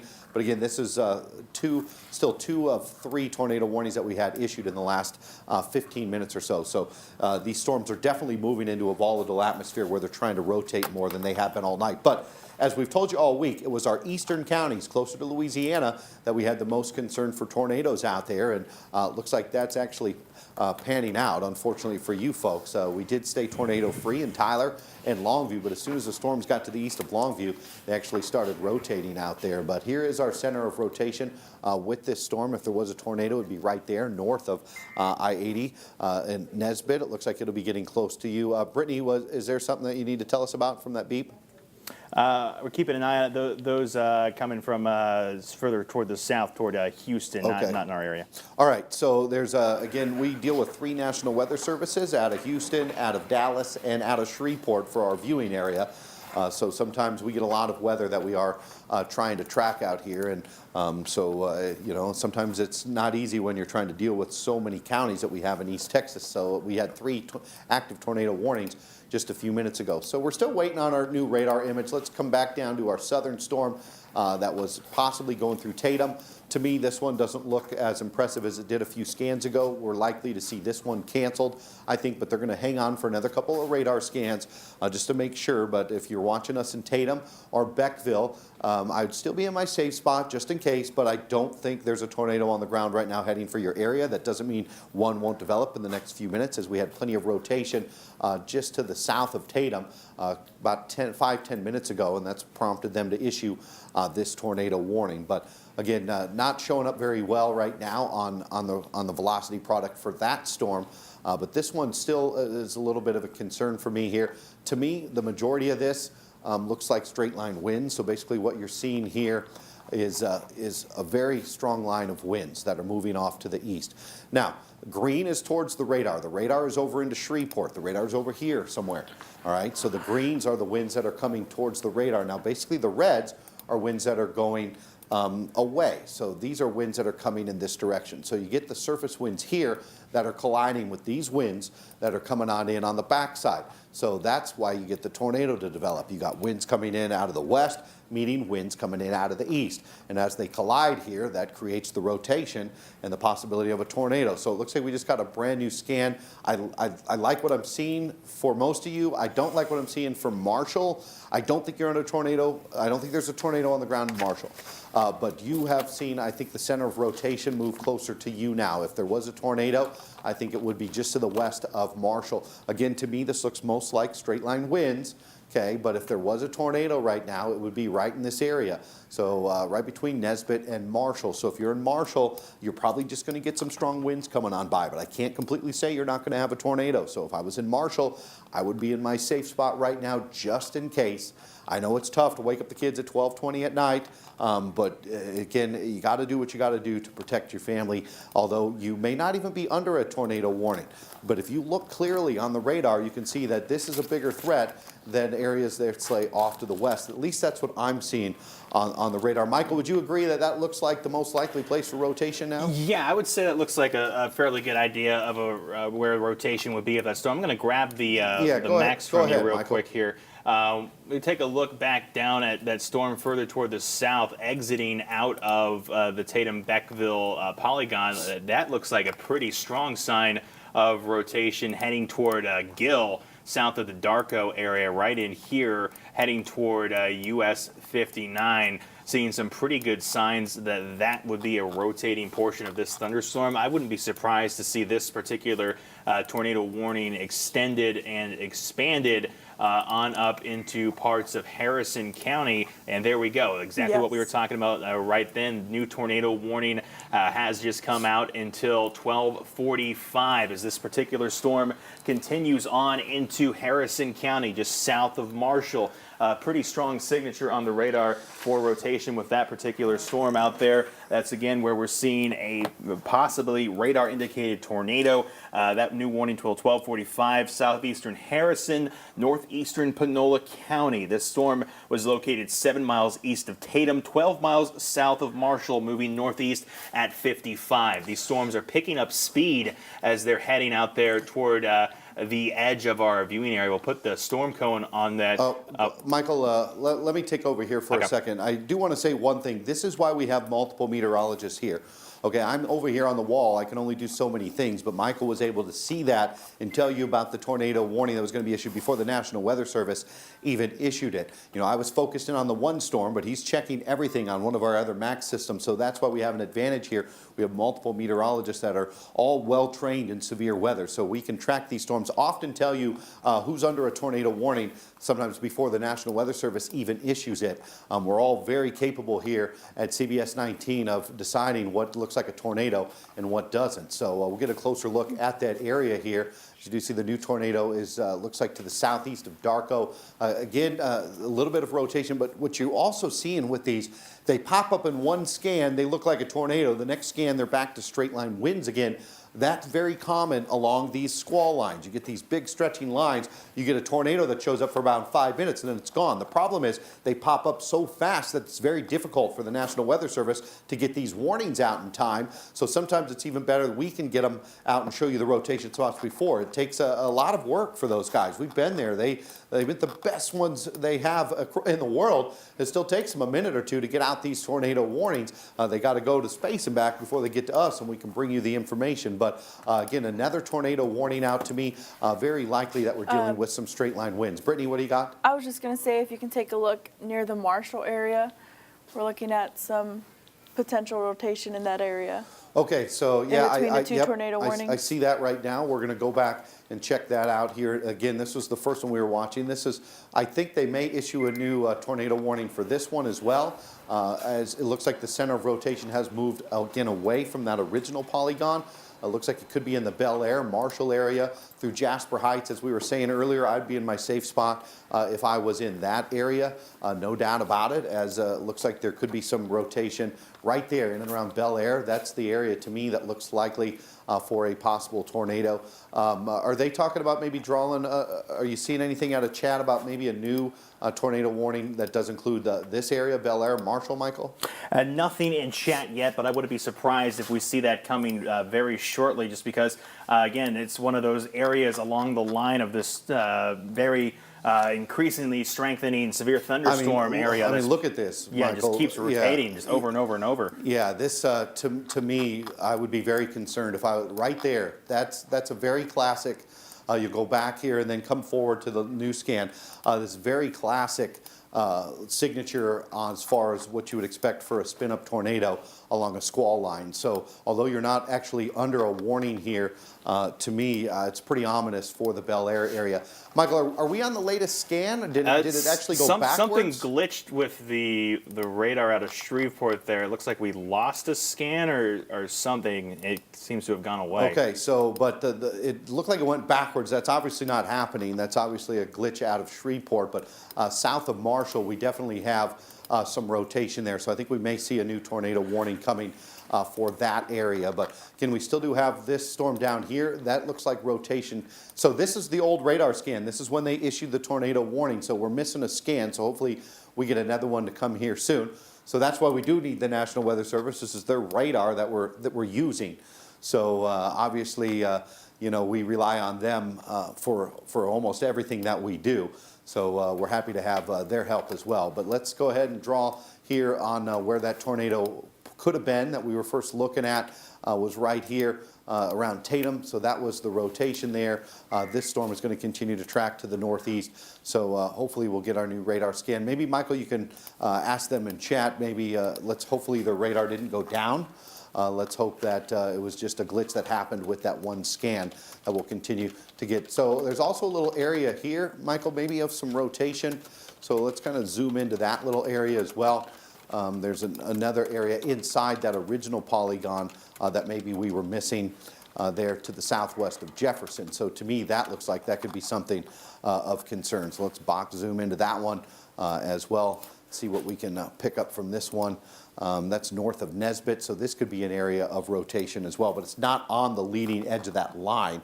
So it's a few miles away from the original line. So maybe I'm going to step off here and run this one back here, a couple of scans. I'll let Michael do that and see if that was rotating a couple scans back. Kind of zoom out the big picture there. So looks like we're still looking at issues, maybe a new tornado watch for a couple of counties. We'll talk about that here coming up. I think we got the newest scan in there now. right. That area of rotation still concerning down around the Marshall area, parts of Harrison County. Just look at the leading edge of this line of storms. There's this whole wavy pattern that just goes back and forth, back and forth, back and forth, back and forth the whole time. Really anywhere along the leading edge of this storm system from Jefferson through Marshall down along US 59 heading down into parts of Panola County, that you need to be ready for very quick spin-up tornadoes anywhere along that line, not even just inside the main warning areas, because let's take a look at this warning here. We're inside one particular tornado warning, but inside that warning, we could have multiple areas that could potentially produce a tornado. You have a little bit of spin down here. You have a stronger bit of spin down here. You have another bit of spin up here. Any one of those could be producing a tornado very quickly out there as we head through this evening, and that continues up the line along along I-20, US 59. More concerning possible rotating parts of this line of thunderstorms south of Marshall, Scottsville, directly toward the east, southeast of Marshall, further up the road northeast of Marshall, on up into parts of Marion County. Also seeing concerns with this particular line of storms that there could be rotation really just anywhere along this line of storms as we head over the next 30 minutes here. Yeah, Michael, I think that's why they're issuing so many of these warnings. They probably should just go ahead and make a warning that kind of resembles this. So if they could do a warning that comes down like this, that may be the best way to go, because as Michael said, anywhere along this line, we could actually deal with a tornado. So that's from Jefferson all the way down. And even kind of if we zoom out the big picture, you can see the northern section of this line up near Atlanta is even strong. But the waviest area is between Carthage and Jefferson, Michael.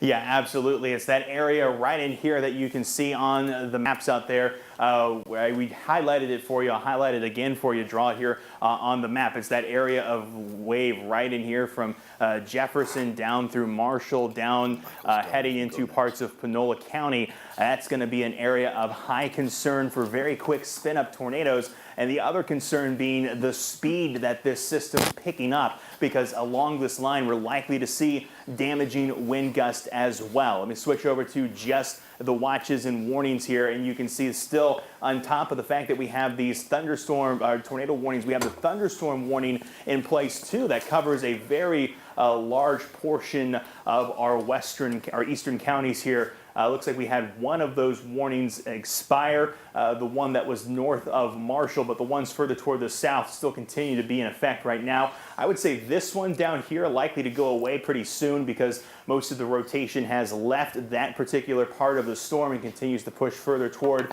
the east out there toward Louisiana. But really anywhere from Jefferson down through Carthage, that's going to be an area that you need to be concerned with as we head through the next 30 minutes here, for the possibility of those rotating thunderstorms out there, are really spin-up tornadoes on the edge of a line of thunderstorms out there going to be the main concern here. Seems like we're getting more information in, and we'll keep you up to date on those warnings as they continue to come out. We'll draw the line here on the map once again so we can show you the areas that we're most concerned about. It's really any area really along this storm in Harrison County. If you're in front of the storm, if it hasn't come through your area yet, you need to make sure you're seeking shelter. Interior room away from windows. Cover yourself up with pillows out there, couch cushions, something to protect yourself with. If you're in that storm system there. And even though the warning is officially south of Marshall, if you're north of I-20, I wouldn't let your guard down either, because along this line, again, it's that wavy pattern all the way down. You could see rotation pop up very quickly. You could see a spin-up tornado come up very quickly. And these aren't the big classic supercell thunderstorm tornadoes. These are very quick. You're not going to have a lot of lead time when one of these tornadoes comes out. You need to make sure really anyone from Marshall toward the east, Harrison County, Jefferson toward the east, in Marion County, that you're staying safe out there this evening and preparing for these storms to head your way. Joel. Yeah, Brittany's going to take over here a little quick and go over and give you some information that she can see with this line as well. But yeah, anywhere along that line, you need to probably be weather aware, maybe in your safe spot till the storm passes on by. Brittany? Hey there, guys. So like we were saying, just north of I-20 is where we're seeing most of this rotation. And of course, just south of I-20, there's that tornado warning. That's until 12:45 there in Tatum. We're not seeing much rotation there, so I'm going to say you're in the clear as of now, but you're not in the clear out of damaging winds out there. We're still seeing a lot of damage reports from winds in Kilgore. So behind this line of storms where we're seeing some of this rotation, behind it, still make sure you're being cautious out there because we're still getting lots of reports of roofs being taken off of large structural buildings. And taking a look at this tornado warning, that's until 12:45 as well. We're seeing most of that rotation south of I-20, but just north of Marshall is what we are watching for. So I'm going to continue. I'm just going to draw this real quick to show you exactly where we are continuing to watch that. But take a look at all of that lightning. We're used to seeing a lot of lightning with some of these storms, but I'm going to go back, switch it to Michael so I can keep y'all updated on some of these storm reports. All right, Brittany, yeah, let's pull back on our velocity product here, and let's take a look at that. That is obviously what the big concern here is, this area that we are watching between Jefferson and Marshall. Any of these little kinks in the line right here could actually produce a tornado. So although you may not be under a tornado warning, if you are, it looks like they're more concerned with the area south here, the National Weather Service, but it's almost impossible for them to issue these warnings so fast because they pop up so quickly and then they're just gone. So that's why these, we call them QLCS events, they're extremely dangerous. They're almost impossible to forecast. And by the time the National Weather Service can get out the warning, the storm's already stopped rotating, and then you get another spot like this that looks like there probably should be a warning out. So anywhere from Jefferson, Marshall along Highway 59 eastward. So let's see if we can find some of the other communities that are over there. Uncertain is definitely a community that we need to look out for. Go ahead, Michael, take over. Yeah, so we're going to keep a close eye again on this system as we head throughout the rest of the evening with the rotation potential on the edge of the system out there. Reminder that if you do lose power out there, you can also check us out on 106.5 Jack FM, Kicks 105.7, 104.1 The Ranch, and La Invasora 96.7 out there. That new scan coming in, very concerning looking, heading toward the uncertain area out there. A lot of just kinks in this line out there. That would be indicative to me that we're seeing some strong rotation potential. That's near the Baldwin area. Karnak, looks like Texas 43 out there, also showing concern for that rotation. And like we just said, here comes that new tornado warning out there because that newest scan was very concerning with the latest information coming into our newsroom here. New tornado warning looks to go into effect until 1:15. What are the details on that warning coming out now? Yeah, that's definitely concerning. Even if you're not getting a tornado there's going to be some ridiculous winds. That one is for west central, portions of Louisiana, but southeastern Marion, northeastern Harrison, that's out till 1:15.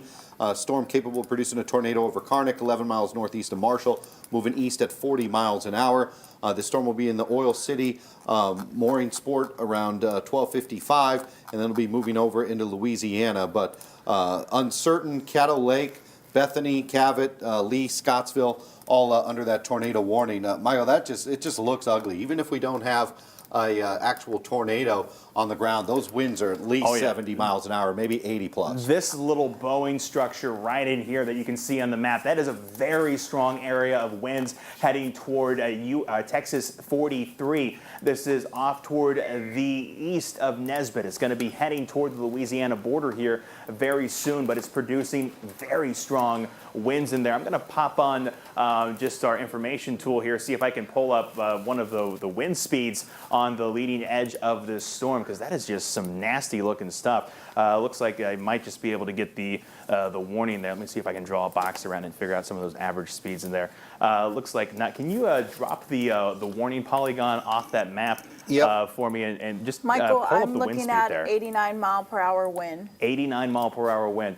If you remember with us earlier today, we were explaining the fact that you could see a possible derecho type event with this system, and this is the first we've seen signs of that type of storm actually playing out, with the winds on the leading edge of this system heading toward the uncertain area, Texas 43, Karnak, Baldwin, all could see possible very damaging winds out there in excess of 80 miles per hour, or around 80 miles per hour. Michael, these are the type of winds that can knock over a mobile home. I mean, these are really strong winds. This is the ugliest storm we've had of the night so far.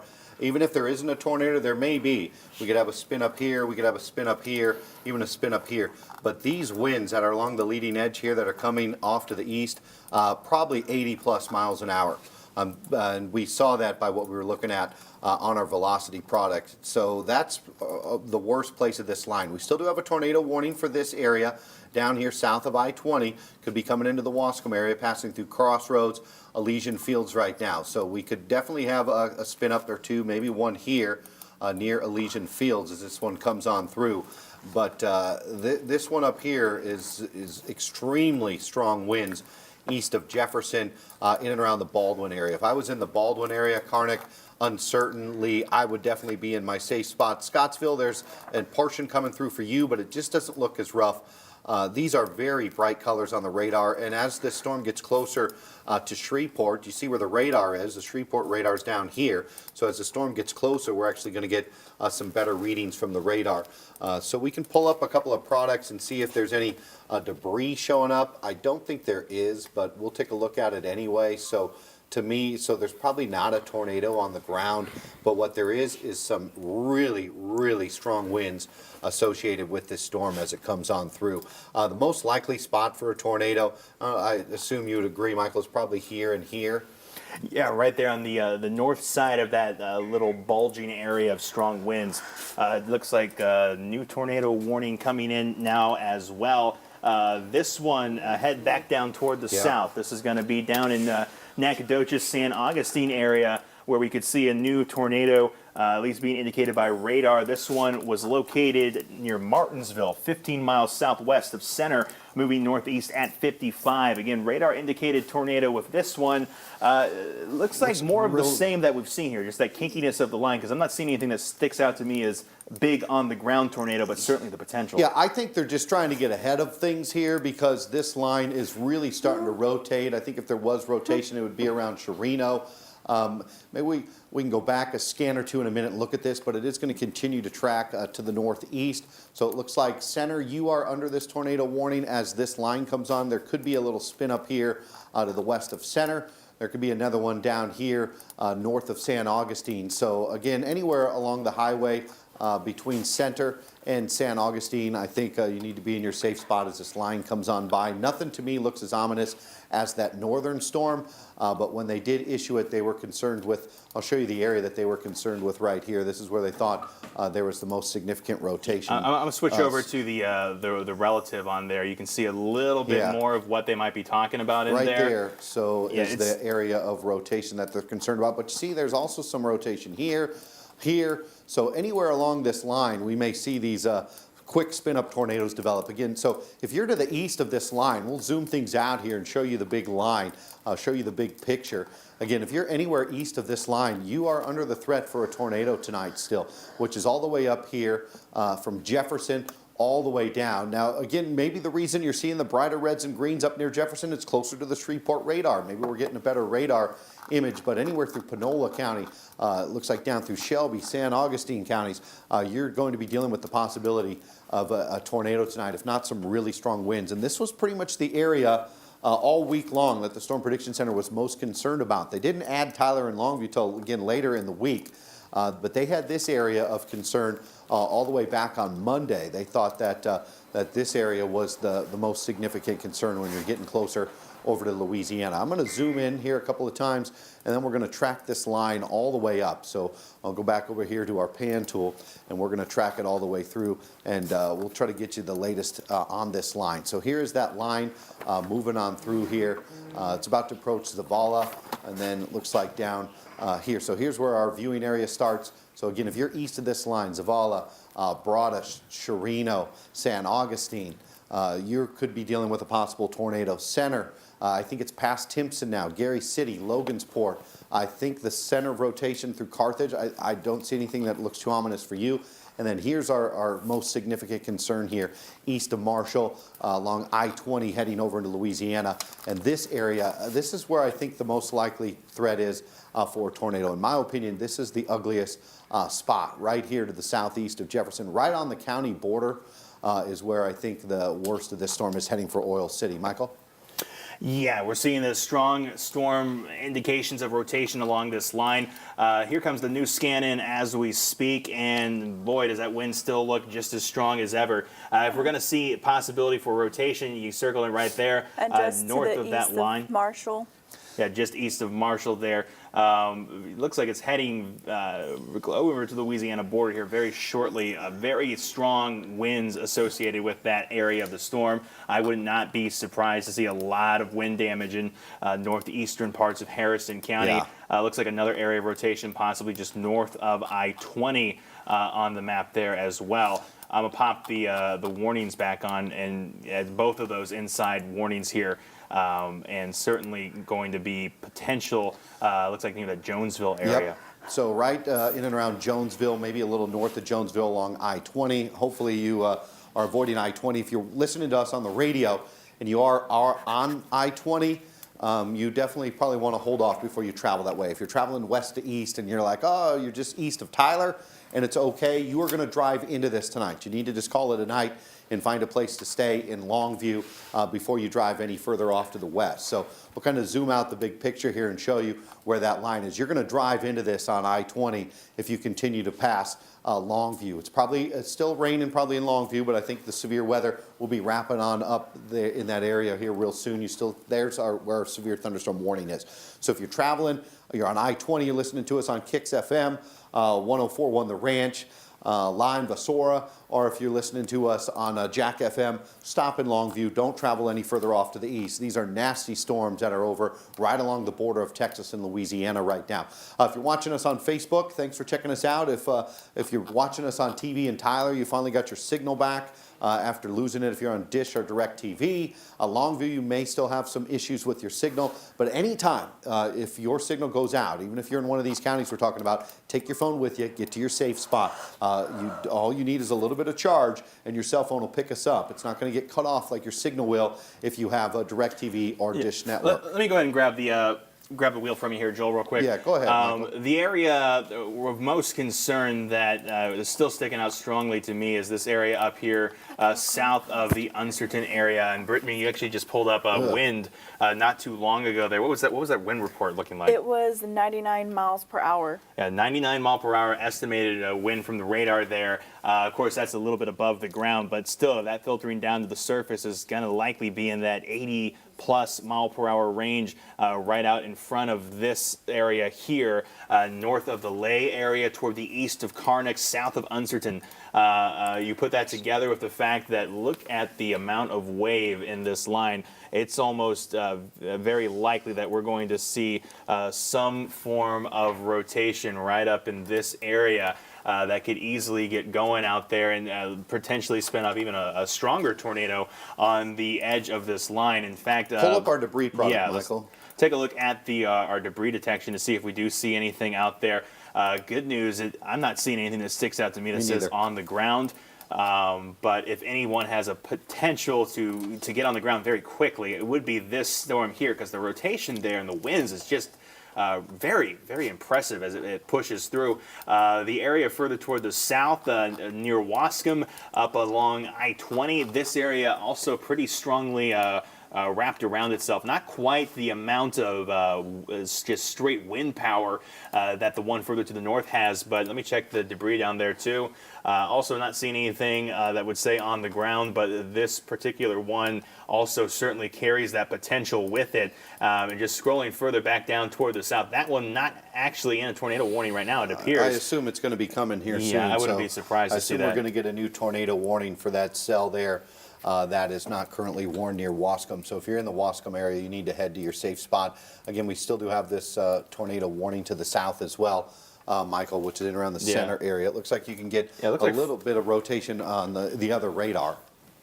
Yeah, Fort Polk looks like it's bringing up some rotation potential. Let me just set this straight to Fort Polk here. Brittany, you're also pulling up some information there. Those winds just keep getting stronger, don't they? Yeah, guys, where y'all see, if you go back, when you can, to the base velocity, when you see that area of the light blue and then the dark blue right in the middle, that dark blue, we're getting winds, radar indicated, of 105 miles per Michael, hour in that area. brand new warning. Looks like it just okay, that's our other warning that we had. Yeah. So, all right, so we do have this little area here. Michael, let me take over here real fast. We do have this area, so it looks like it could be coming for the center area, the area of concern. So if you're in the center area, probably is now your time to head to your safe spot here, as it looks like there is some rotation just to the southwest of center. Likely that this area is moving to the northeast. So if there was a tornado with this, it would be just to the northwest of Jericho, tracking to the northeast. So that's the area of concern, I think, for this possible tornado. But again, we do have several tornado warnings that are out tonight. We'll kind of give you the big picture, so make sure we don't forget about anybody. We do have warnings out near center and then up through Jefferson, but it's pretty much anywhere along this line where we could actually see a tornado develop. We'll try to get a little closer look. Obviously, looking at this distance isn't really helping, so we'll get a little closer into here. We have no reports of any confirmed tornadoes from the National Weather Service, but Michael, I think we're on Fort Polk, so let's get our radar back up. Here, I got it, Michael, so we'll just pull up our radar back and get our regular local radar back up here, and we'll just grab the Shreveport radar. So we'll take a look at that. So we'll go back to our velocity product here, and we'll see so we can get a better view of this actual storm, which is right. Again, that is just horrible looking to me. Again, even if there isn't a tornado, there is some serious winds that are with this line here east of Jefferson, west of Wascom. So you do see a couple different areas along this line that are waving on through. Down a little bit further south, there is a line that's coming into the center area, so there is possibility of a tornado coming in to center, and then a little bit further down through the Broadus area. So if you're in Nacogdoches, Lufkin, Garrison, you're all right. Carthage, you're all right. It's the people that are to the east of this line. There's our brand new scan, and it looks like this area, the good news for us is this is pretty much into Louisiana now. Bad news is that looks like a possible tornado as well, south of Vivian. So a couple different areas of rotation of this tornado warning, but this new scan shows you that it is moving over into Louisiana. So I think that's pretty good news for us. Michael, I'll go ahead and step off, let you put the warnings back on there so we can see where the current warnings are. So make sure that we don't miss anything that's out there right now. Yeah, the warnings out there. We, of course, have the big severe thunderstorm warning that covers a large chunk of East Texas. This tornado warning here for that very strong storm that's exiting our region now into Louisiana, crossing the border as we speak. Still, if you're on the border of Louisiana, now toward the east of the uncertain area, if you're south of, looks like Texas 49, still expect strong winds right now. Parts of extreme southeastern Marion County, likely to see that out there as we head throughout this next little bit. But the good news is this threat does appear to be exiting into Louisiana. The other threat that we'll keep an eye on, of course, is this leading edge. Wascom area possibly could see a little bit of rotation there before this storm exits off into the Greenwood region over the next little bit. And then it looks like there's not a whole lot of rotation potential further south of that until you head down toward the center area as well, heading down into parts of northern St. Augustine County, Shelby County down there. It's hard to get a good radar scan down in that part of the viewing area. Fort Polk, really the best radar to do it. Doesn't look like there's anything crazy strong. Again, the radar image is just not very good, though. A lot of clutter out there on that image. But again, something that we got to keep our eyes on as we head through the next several hours, our next hour or so, as we see the storm continue to develop down there. It's just really hard to get a good picture of where the rotation would be because of the distance from the radars out there. But just looking at normal reflectivity here, you can see a little bit of that wavy pattern on the leading edge, and that would be the area, I would just say anywhere inside this polygon, I would be concerned for the potential of a quick spin-up tornado coming together.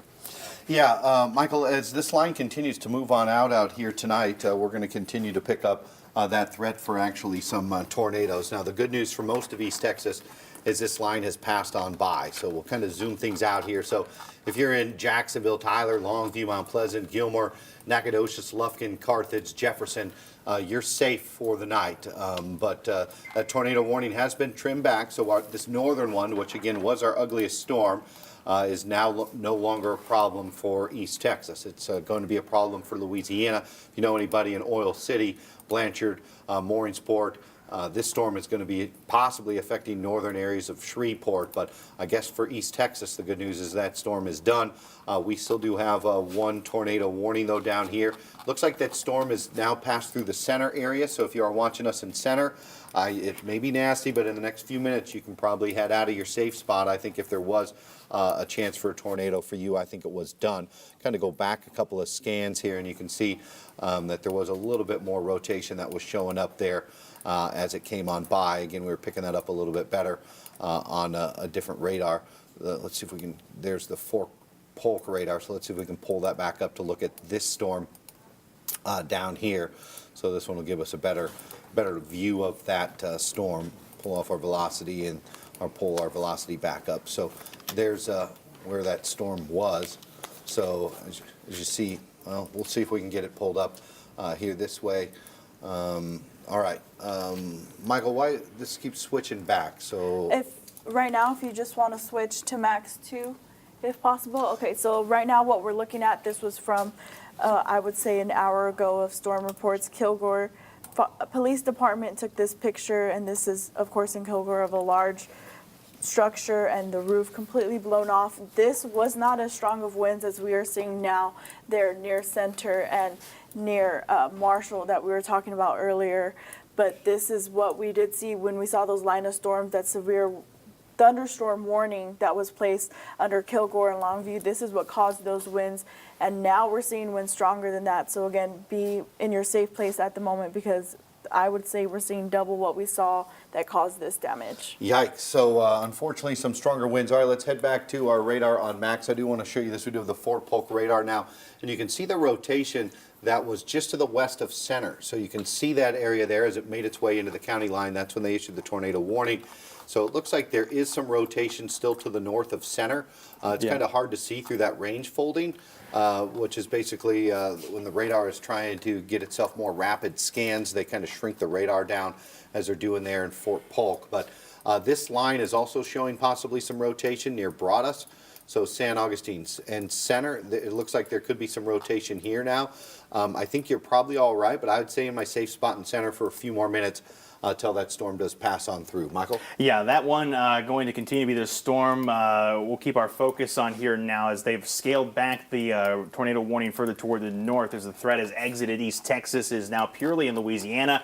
I would not be surprised to get damage reports out of Harrison County and probably even Marion County from that particular system. But the good news is your weather should be calming down here in a hurry. But we do still have one active tornado warning in our neck of the woods. It is for that storm down there in Shelby County, northern San Augustine County. That's going to go again until 1:15 here this evening with that particular tornado warning. Yeah, so that is our one warning that's left. Again, you still do see some of the kinks in the line out there. We're going to let Brittany take over and give you some coverage out there as well. Brittany? Yeah, guys, so here in center, again, this tornado warning is until 1:15, so we got another 15, 20 minutes for this storm to pass, and we're seeing these kinks in the line causing some of that rotation there. This isn't as defined as we did see before, but these wind speeds, they're about 70 miles per hour there when we were looking up at them earlier. And as we continue to zoom out and seeing that they're going to continue to move further northeast. And how fast were these storms moving? Yeah, Brittany, this tornado warning was moving. They had it, I believe, at 40 miles an hour. We're trying to find that information for you. Actually, this one, I think, was maybe even 55 miles an hour. So they are some fast-moving storms, no doubt about it, as they push on through. Yeah, so because we're looking at this kink in the line, that's what's causing these damaging winds. Again, like I showed you earlier, that structure in Kilgore, we're seeing a lot of damaging wind reports, some flagpoles even bending. So taking a look, and I'm going to draw that line where we're seeing brand new updated tornado warning as I speak. So we're going to be continuing to monitor this still until 1:15 a.m., but just shorten this area, still include center, but it's going to be more towards the east of center. So as we continue to move further towards Louisiana is where we're going to see that damaging wind throughout the rest of the night. And you can see this area right here is what's going to be the most concern in East Texas at the moment. Yeah, Joel? Brittany, they're saying that's over Shelbyville right now, and it's still moving to the northeast at 55 miles an hour. It's very close to center as well. So center Shelbyville, you need to be in your safe spot still until that storm does pass on through. Brittany? Yeah, so we're going to just zoom in really quick at the moment. Yeah, I'm going to switch you over to the Fort Polk radar right now just because it's getting a much better view of that particular area of rotation there. You can see some of those reds and greens really coming together over parts of Shelby County. All right, Brittany, hold on. We'll set you up here real fast. We'll get you close to that, Yeah, so that guys, storm. like they were talking about, there's this couplet. You can see the couplet showing that green and that red close together, showing that there is some of that rotation there. So as we continue to monitor that, we're going to continue to see some of that area. If y'all can just zoom me down for a little bit, Michael. All right, there. yeah, I'll let Michael take control. Brittany, you can stay on the wall. Go ahead, We'll Michael. put the, Yeah, so it's going to be right behind me, just to the east of Newville, just to the east of center. This is that area that we are watching right here. You can see that rotation again. The green is coming towards the radar. The red is away, so this is doing that rotation at the moment, and we're going to continue to monitor this. It's going to be until 1:15 a.m., so we still have about 16 more minutes of this. Joel? All right, Brittany, we got tornado threat still for Shelby, San Augustine, and Sabine counties out there tonight. It looks like they're dealing with several areas for some possible spin-up still in that area tonight. So Michael's going to circle them for you. Again, basically, you get the green are the winds that are moving towards the radar, and the reds are moving away. So it looks like we've got a brand new scan there. So it looks like near Campty, Shelbyville, there's still the possibility, Michael, I got it, of some tornadoes. I think you're okay in center now. So that's some good news that you're safe in the center area. But if you're east of center, I think there's still a concern tonight along this line. There could be some rotation there and up here as well. I'm going to try to get a little closer in here, see if we can get some of these towns actually to pop on up. That could be in the possibility of being impacted by this possible tornado. So we'll see if we can find Shelbyville. So there's Campty. Looks like Shelbyville a little bit further to the south here. But again, there's still plenty of rotation here along this leading edge. So there's Shelbyville. This could actually be a tornado right to the north of Shelbyville, north of Highway 87. We're probably just a couple of miles north of Shelbyville right now. So let's take a look, probably just maybe 1-2 miles. So let's get our radar, our ruler tool. We'll pull that out for you and we'll see. I bet you 1, maybe 2. Yeah, 2 miles north of Shelbyville. So if you in that area, you need to be in your safe spot, no doubt about it. We'll kind of zoom this out here a little bit, take more of a wider view, so you do see where that area of concern is still. So basically, we're east of center now, so you're all right if you're in the center area. But it looks like Shelby, San Augustine County tonight. Still the possibility of dealing with a tornado as this line. This line's about to come through San Augustine. You're not under a tornado warning in San Augustine, but this line here easily could produce a spin up. You see very bright greens and very bright reds close to each other. So you're actually getting the winds. They are being sucked in this way, and then they're colliding with the strong winds coming from the west, which is leading to these little spin ups along the leading edge of this line. So it looks like we just got a brand new scan here. So we'll zoom up, back up into our tornado warning and see what we can actually see there with this guy. So still a couple of kinks in the line, so there could be a couple different tornadoes here. We'll go back to our draw tool and we'll circle those there for you. We do have this area, which could be a possible tornado, southeast to center, and this area, which is going to get awful close to the Huxley area. So the line of concern is right in between center and Huxley right now. It's moving off to the east. These storms are racing at 55 miles an hour. So if you do get a storm and a tornado that pops up, it is going to move by quickly into your area. So that's something of a concern as well when you're getting tornadic storms that are moving at 55 miles an hour. Even just near Logansport here, we're actually seeing a little bit of rotation. looks like we've got a new severe thunderstorm warning. I'm going to assume this is heading over into Louisiana, but we'll pull up this guy for you here real fast, and so we'll take a look at that. So here is our new warning. As I said, it is going over into Louisiana, but it does still have some of, looks like Sabine, San Augustine County. Hemp Hill, you are now under a severe thunderstorm warning for wind. Yeah, so this whole line is wind related. Go ahead, Michael. Yeah, that particular line of thunderstorms, while it is being issued for wind, the National Weather Service report also flagging it as tornado possible. So be ready for rapid development along that line, where you could see tornadic activity come together pretty quickly with that particular thunderstorm, as we have, again, the tornadic possible activity as we look at that particular storm there, where we could see those tornadoes coming together here as we head over the next little bit. All right, let's head over to Max 2 for a second. It looks like Max 1 is kind of froze up on us. We'll get that going for you here in just a second. But there is our new severe thunderstorm warning that we have out there. So hopefully this one's not freezing up on us now too. So we'll actually get it going up here in a second. All right, so there we go. Tons of lightning out there associated with these storms that are moving on through tonight. It just almost looks lit up like a Christmas tree there. There's so much lightning. There's just so much instability in the atmosphere right now with these storms that they're producing possible tornadoes so fast that the National Weather Service in Shreveport, I couldn't imagine how difficult their job is tonight to try to stay on top of all these warnings, especially when we're having some issues with the radar system. This storm is about to go right over Shreveport. You can see that. That's where the Shreveport radar is. So that was our dangerous storm to the north. For us here, though, we have this area down through San Augustine, Joaquin, east of Center.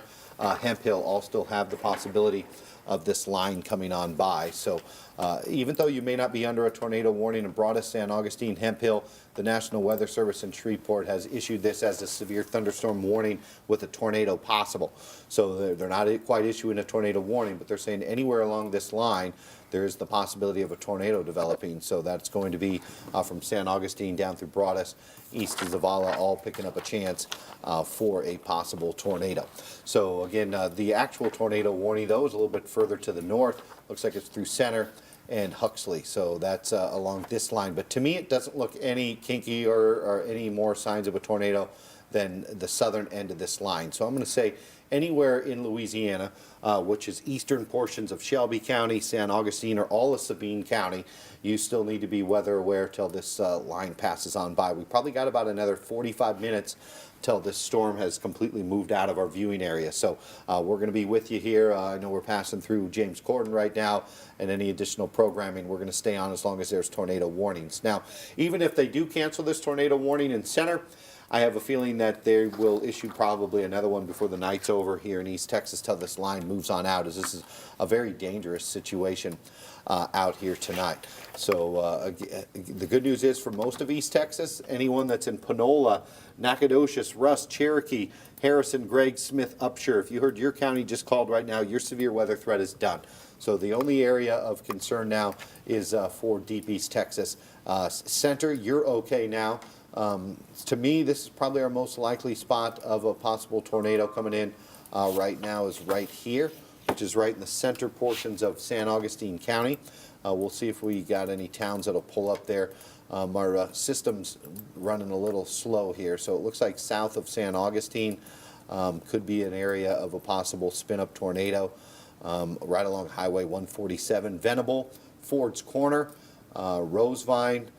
This storm will be heading your way here in the next 10-15 minutes. So you probably just want to head into your safe spot, although you may not be under a tornado warning. You still, especially if you're in a mobile home, you need to stay away from windows. These storms have had a history of winds 70, 80 miles an hour that have even blown over some homes already, as well as some buildings. Some roofs have been blown off. On top of it, we have reports of power outages all over East Texas from this line. I'm very concerned for the folks in eastern Harrison County. They had the ugliest storm come by there.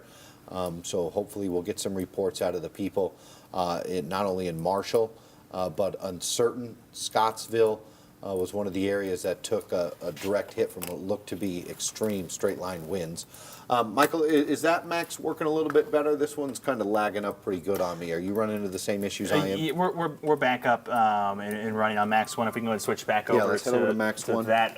We're taking an eye on that storm in Shelby County, heading toward Huxley. Really showing not quite the strength of winds that we had in the storm further toward the north in Harrison County, but the same pattern that we had on the leading edge. You got that sort of wavy pattern right there as being picked up on the radar from Fort Polk out there.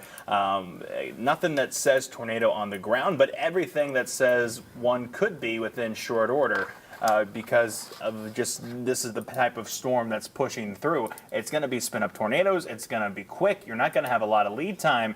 If you're listening to us on one of our radio partners and you are east of Center, between Center and Huxley, need to make sure you're in your safe spot right now. If you're in Huxley, take your safe spots right now too. As this storm continues to blow your direction, I would say the strongest area of potential rotation here likely to be now just northwest of Huxley. It's pretty much due east of Shelbyville, southeast of the Campty area. Looks like we certainly got the possibility for some rotation in that area on the radar, but then also what potentially could be rotation just really on up and down that line as we continue to see the winds just continue to spin as these storms push through.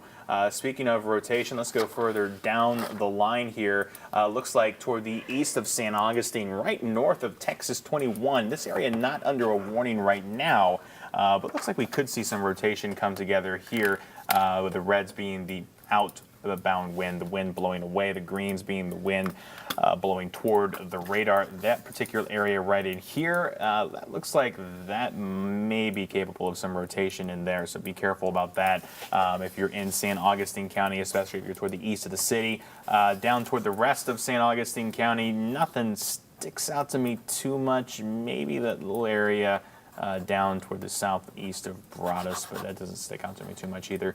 I would be more concerned about the area right toward the east of San Augustine. I think that's probably got a decent chance at spinning up a tornado here in a short order, and that area close to Huxley as well.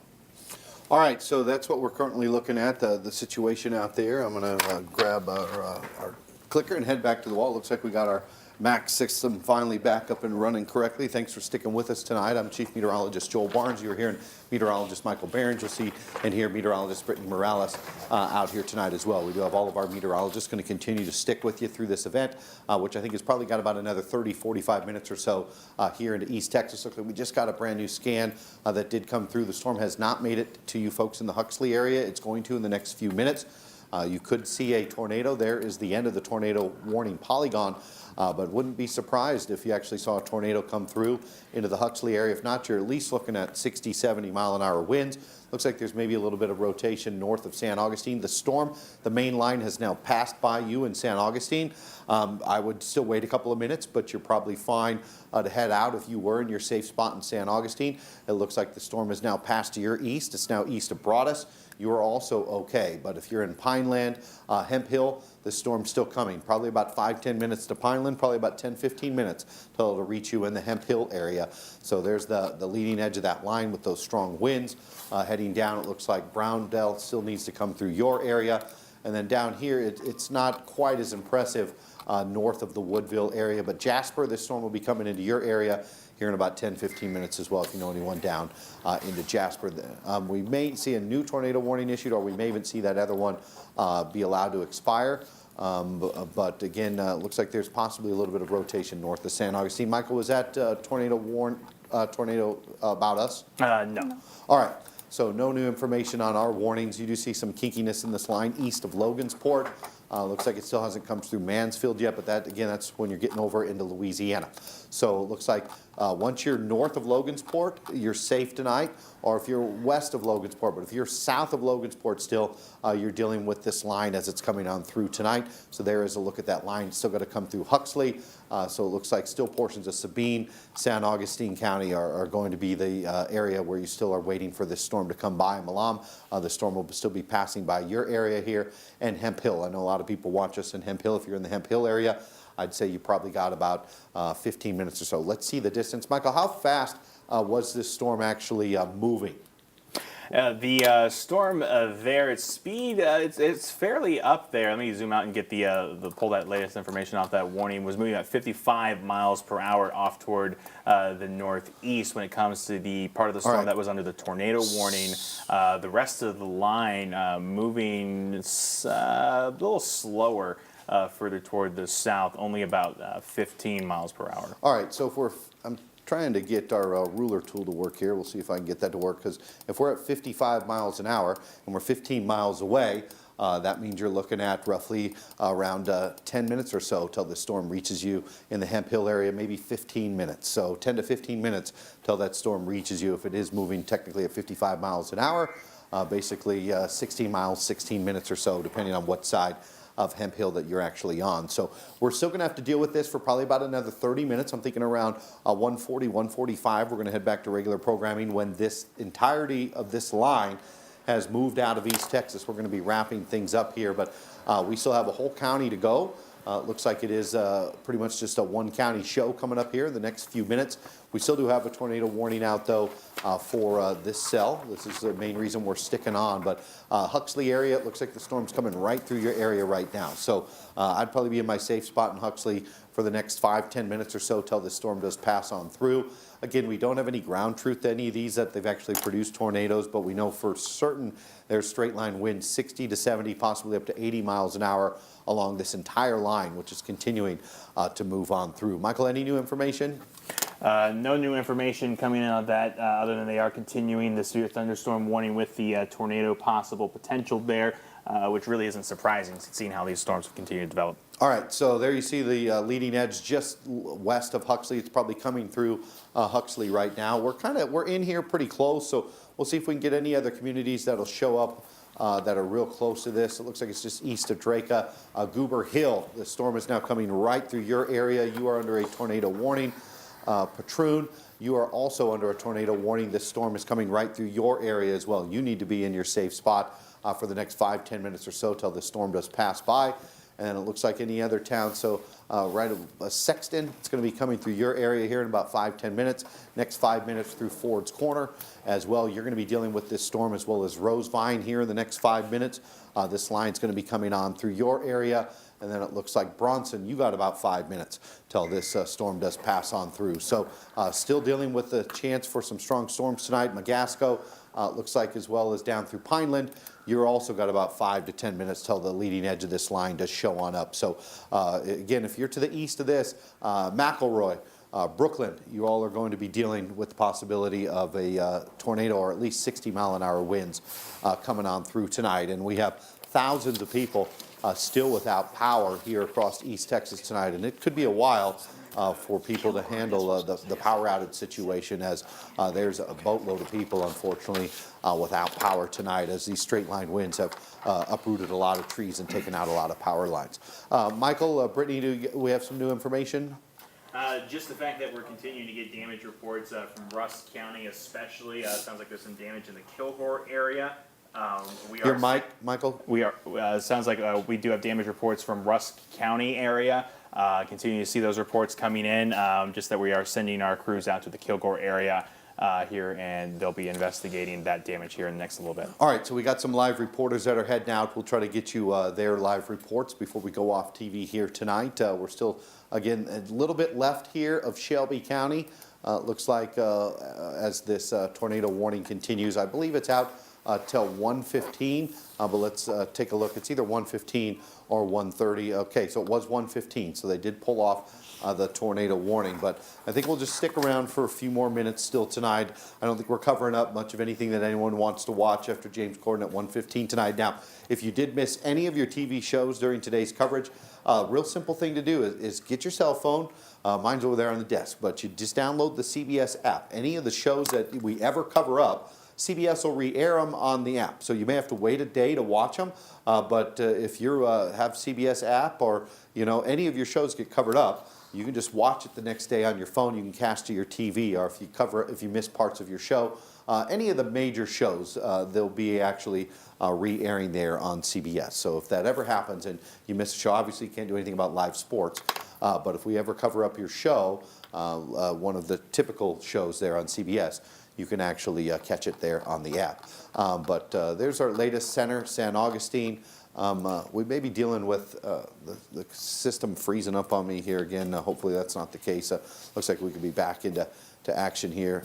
There we go. So I guess a lot of data being being crammed into these computers tonight. But so a little bit left of Shelby County. San Augustine, you're safe. The storm's getting closer to Hemp Hill. We got our last scan. Let's see how close we are now to the Hemp Hill area. Remember, we were about 16 miles just about 5 minutes ago.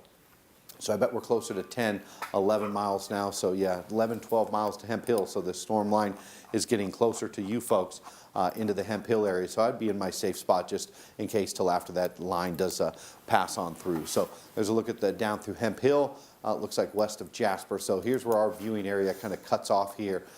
There's San Augustine County right in there. So we still have all of that county to come through tonight with this line passing through Hemp Hill.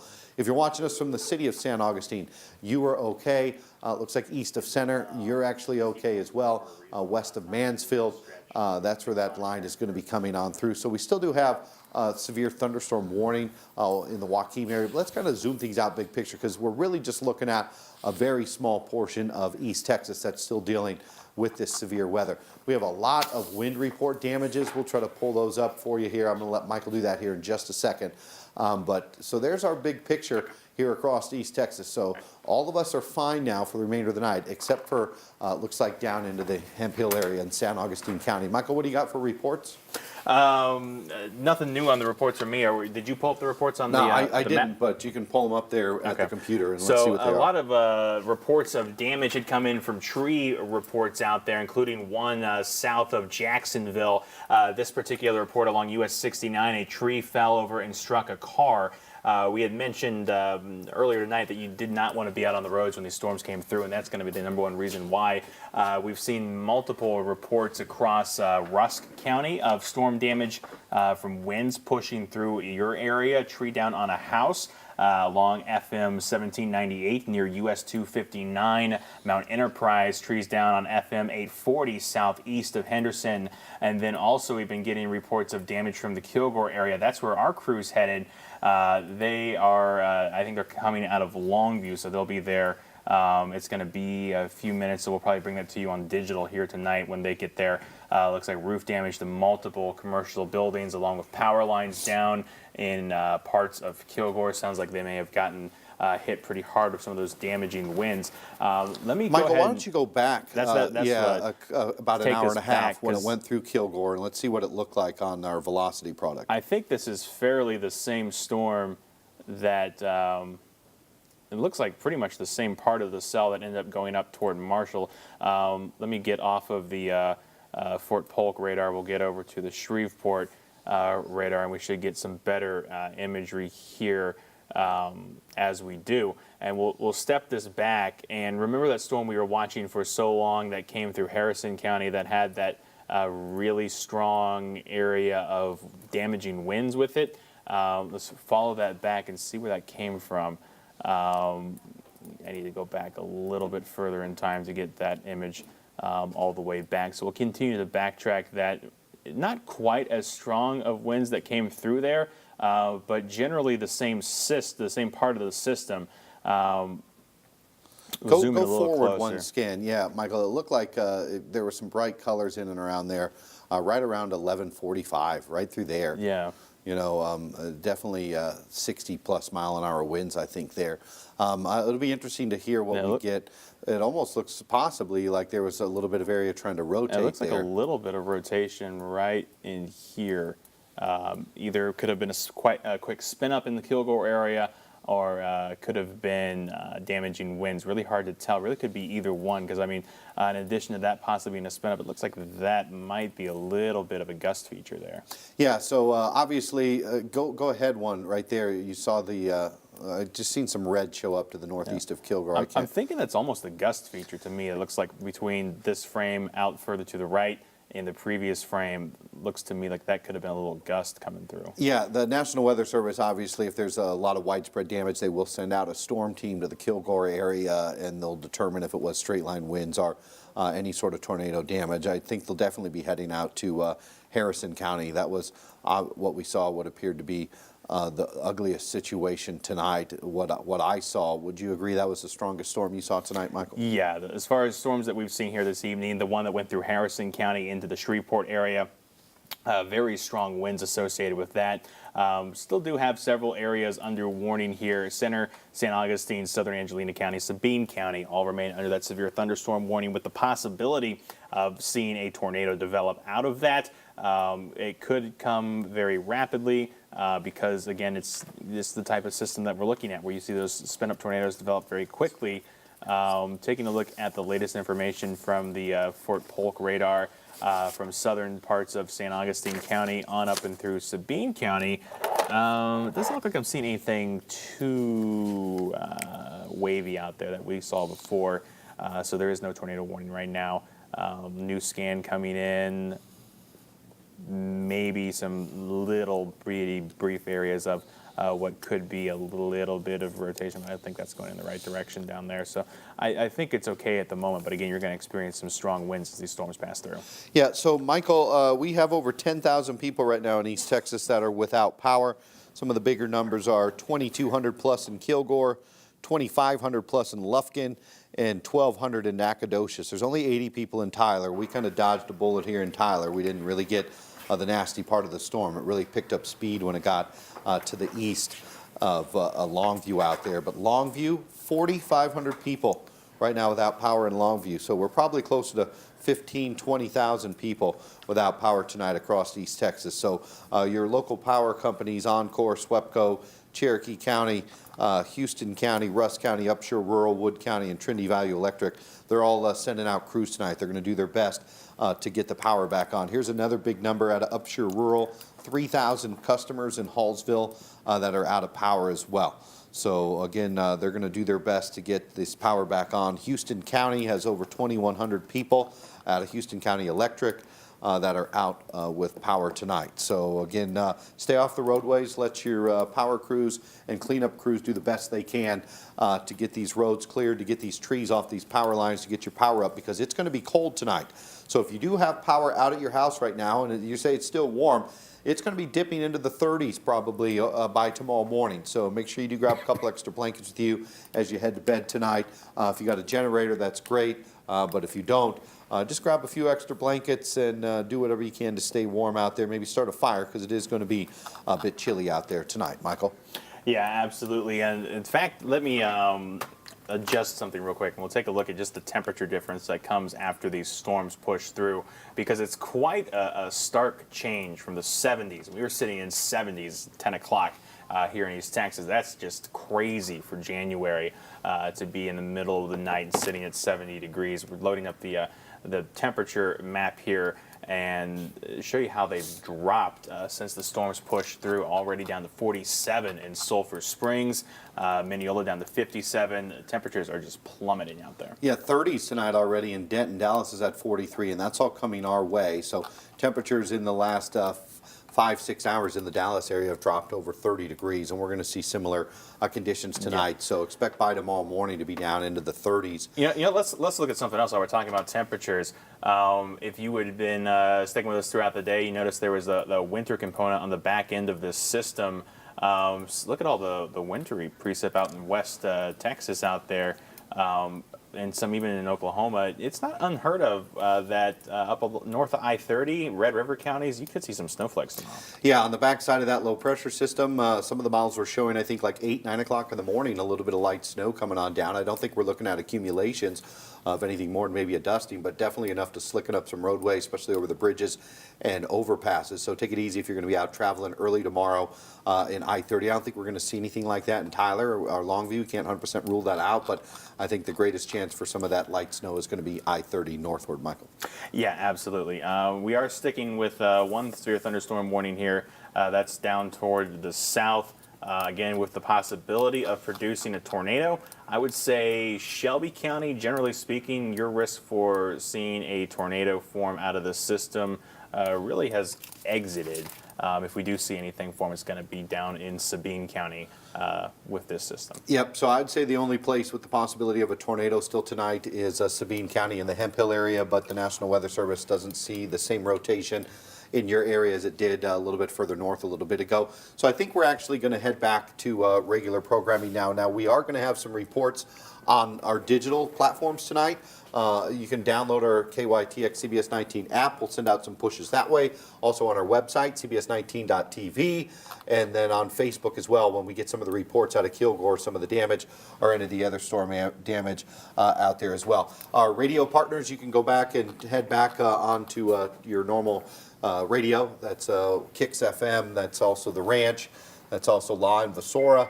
And that's also Jack FM. We'll be going back to music here coming up. But no more tornado warnings across East Texas tonight. The only area still dealing with the storm is Sabine County, Hemp Hill. That storm will be in your area probably in the next 5-10 minutes or so. So you do probably want to stay cautious there. But again, it looks like just straight line winds moving through Sabine County. For meteorologist Michael Behrens, meteorologist Brittany Morales, I'm Chief Meteorologist Joel Barnes. Thanks for watching our severe weather coverage tonight. Obviously, any more tornado warnings, we'll be breaking in and tell you about it. In the meantime, back to regular programming.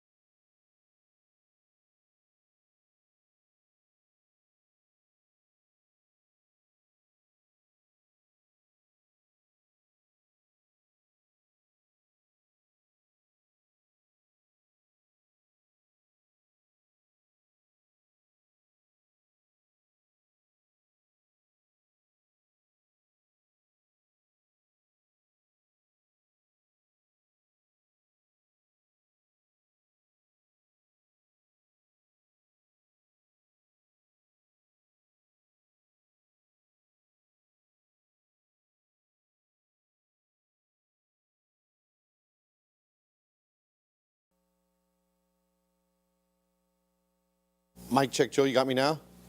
Okay, I'm just going to be at the weather wall so that way I can control the radar and go back and look at the Kilgore situation.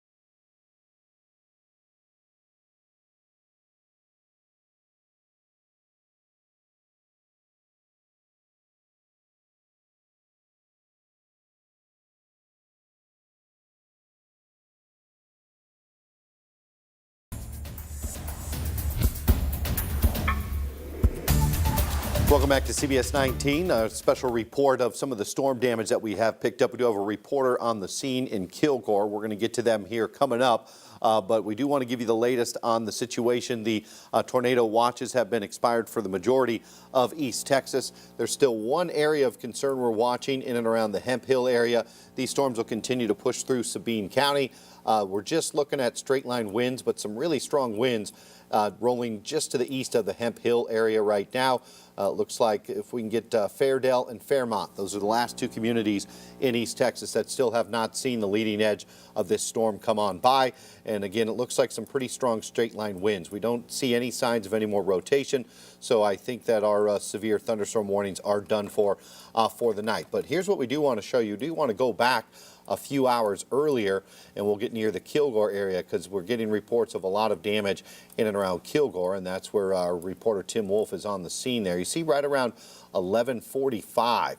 That's when we saw these. We had a little bit of activity around 11:30, but it's this push that came through between 11:40 and 11:45 in the Kilgore area that did bring what we believe is some straight line wind damage. We can't completely rule out the fact that it wasn't tornado damage. As you see there, a little bit of rotation in and around Kilgore showing up right there, but it looks like it was straight line winds right here. That little line that you see there passing around Woodland Street to the east of Laird Hill. That's where we think the damage was in the Kilgore area, right around 11:45. We do have our reporter Tim Wolf, who's actually on the scene in the Kilgore area with some of the damage there. Tim, I know you guys were in Longview most of the night. The storms were pretty weak when they went through Tyler and Longview, but once they got east of Longview, they picked up in steam, and at one time we had 3 different tornado warnings in East Texas. We're thinking it's just straight line wind, but what sort of damage are you seeing right now in the Kilgore area? So Joel, we are in South Kilgore right now on East Commerce Street, right where it crosses Woodlawn. We have this structure behind us where it looks like the roof has been torn off by some type of weather activity. I'll leave that up to you guys and the National Weather Service to decide what caused that. But you can see the roof here is damaged. I'm not really sure what type of structure this is. I know it's not a residence, that's for sure.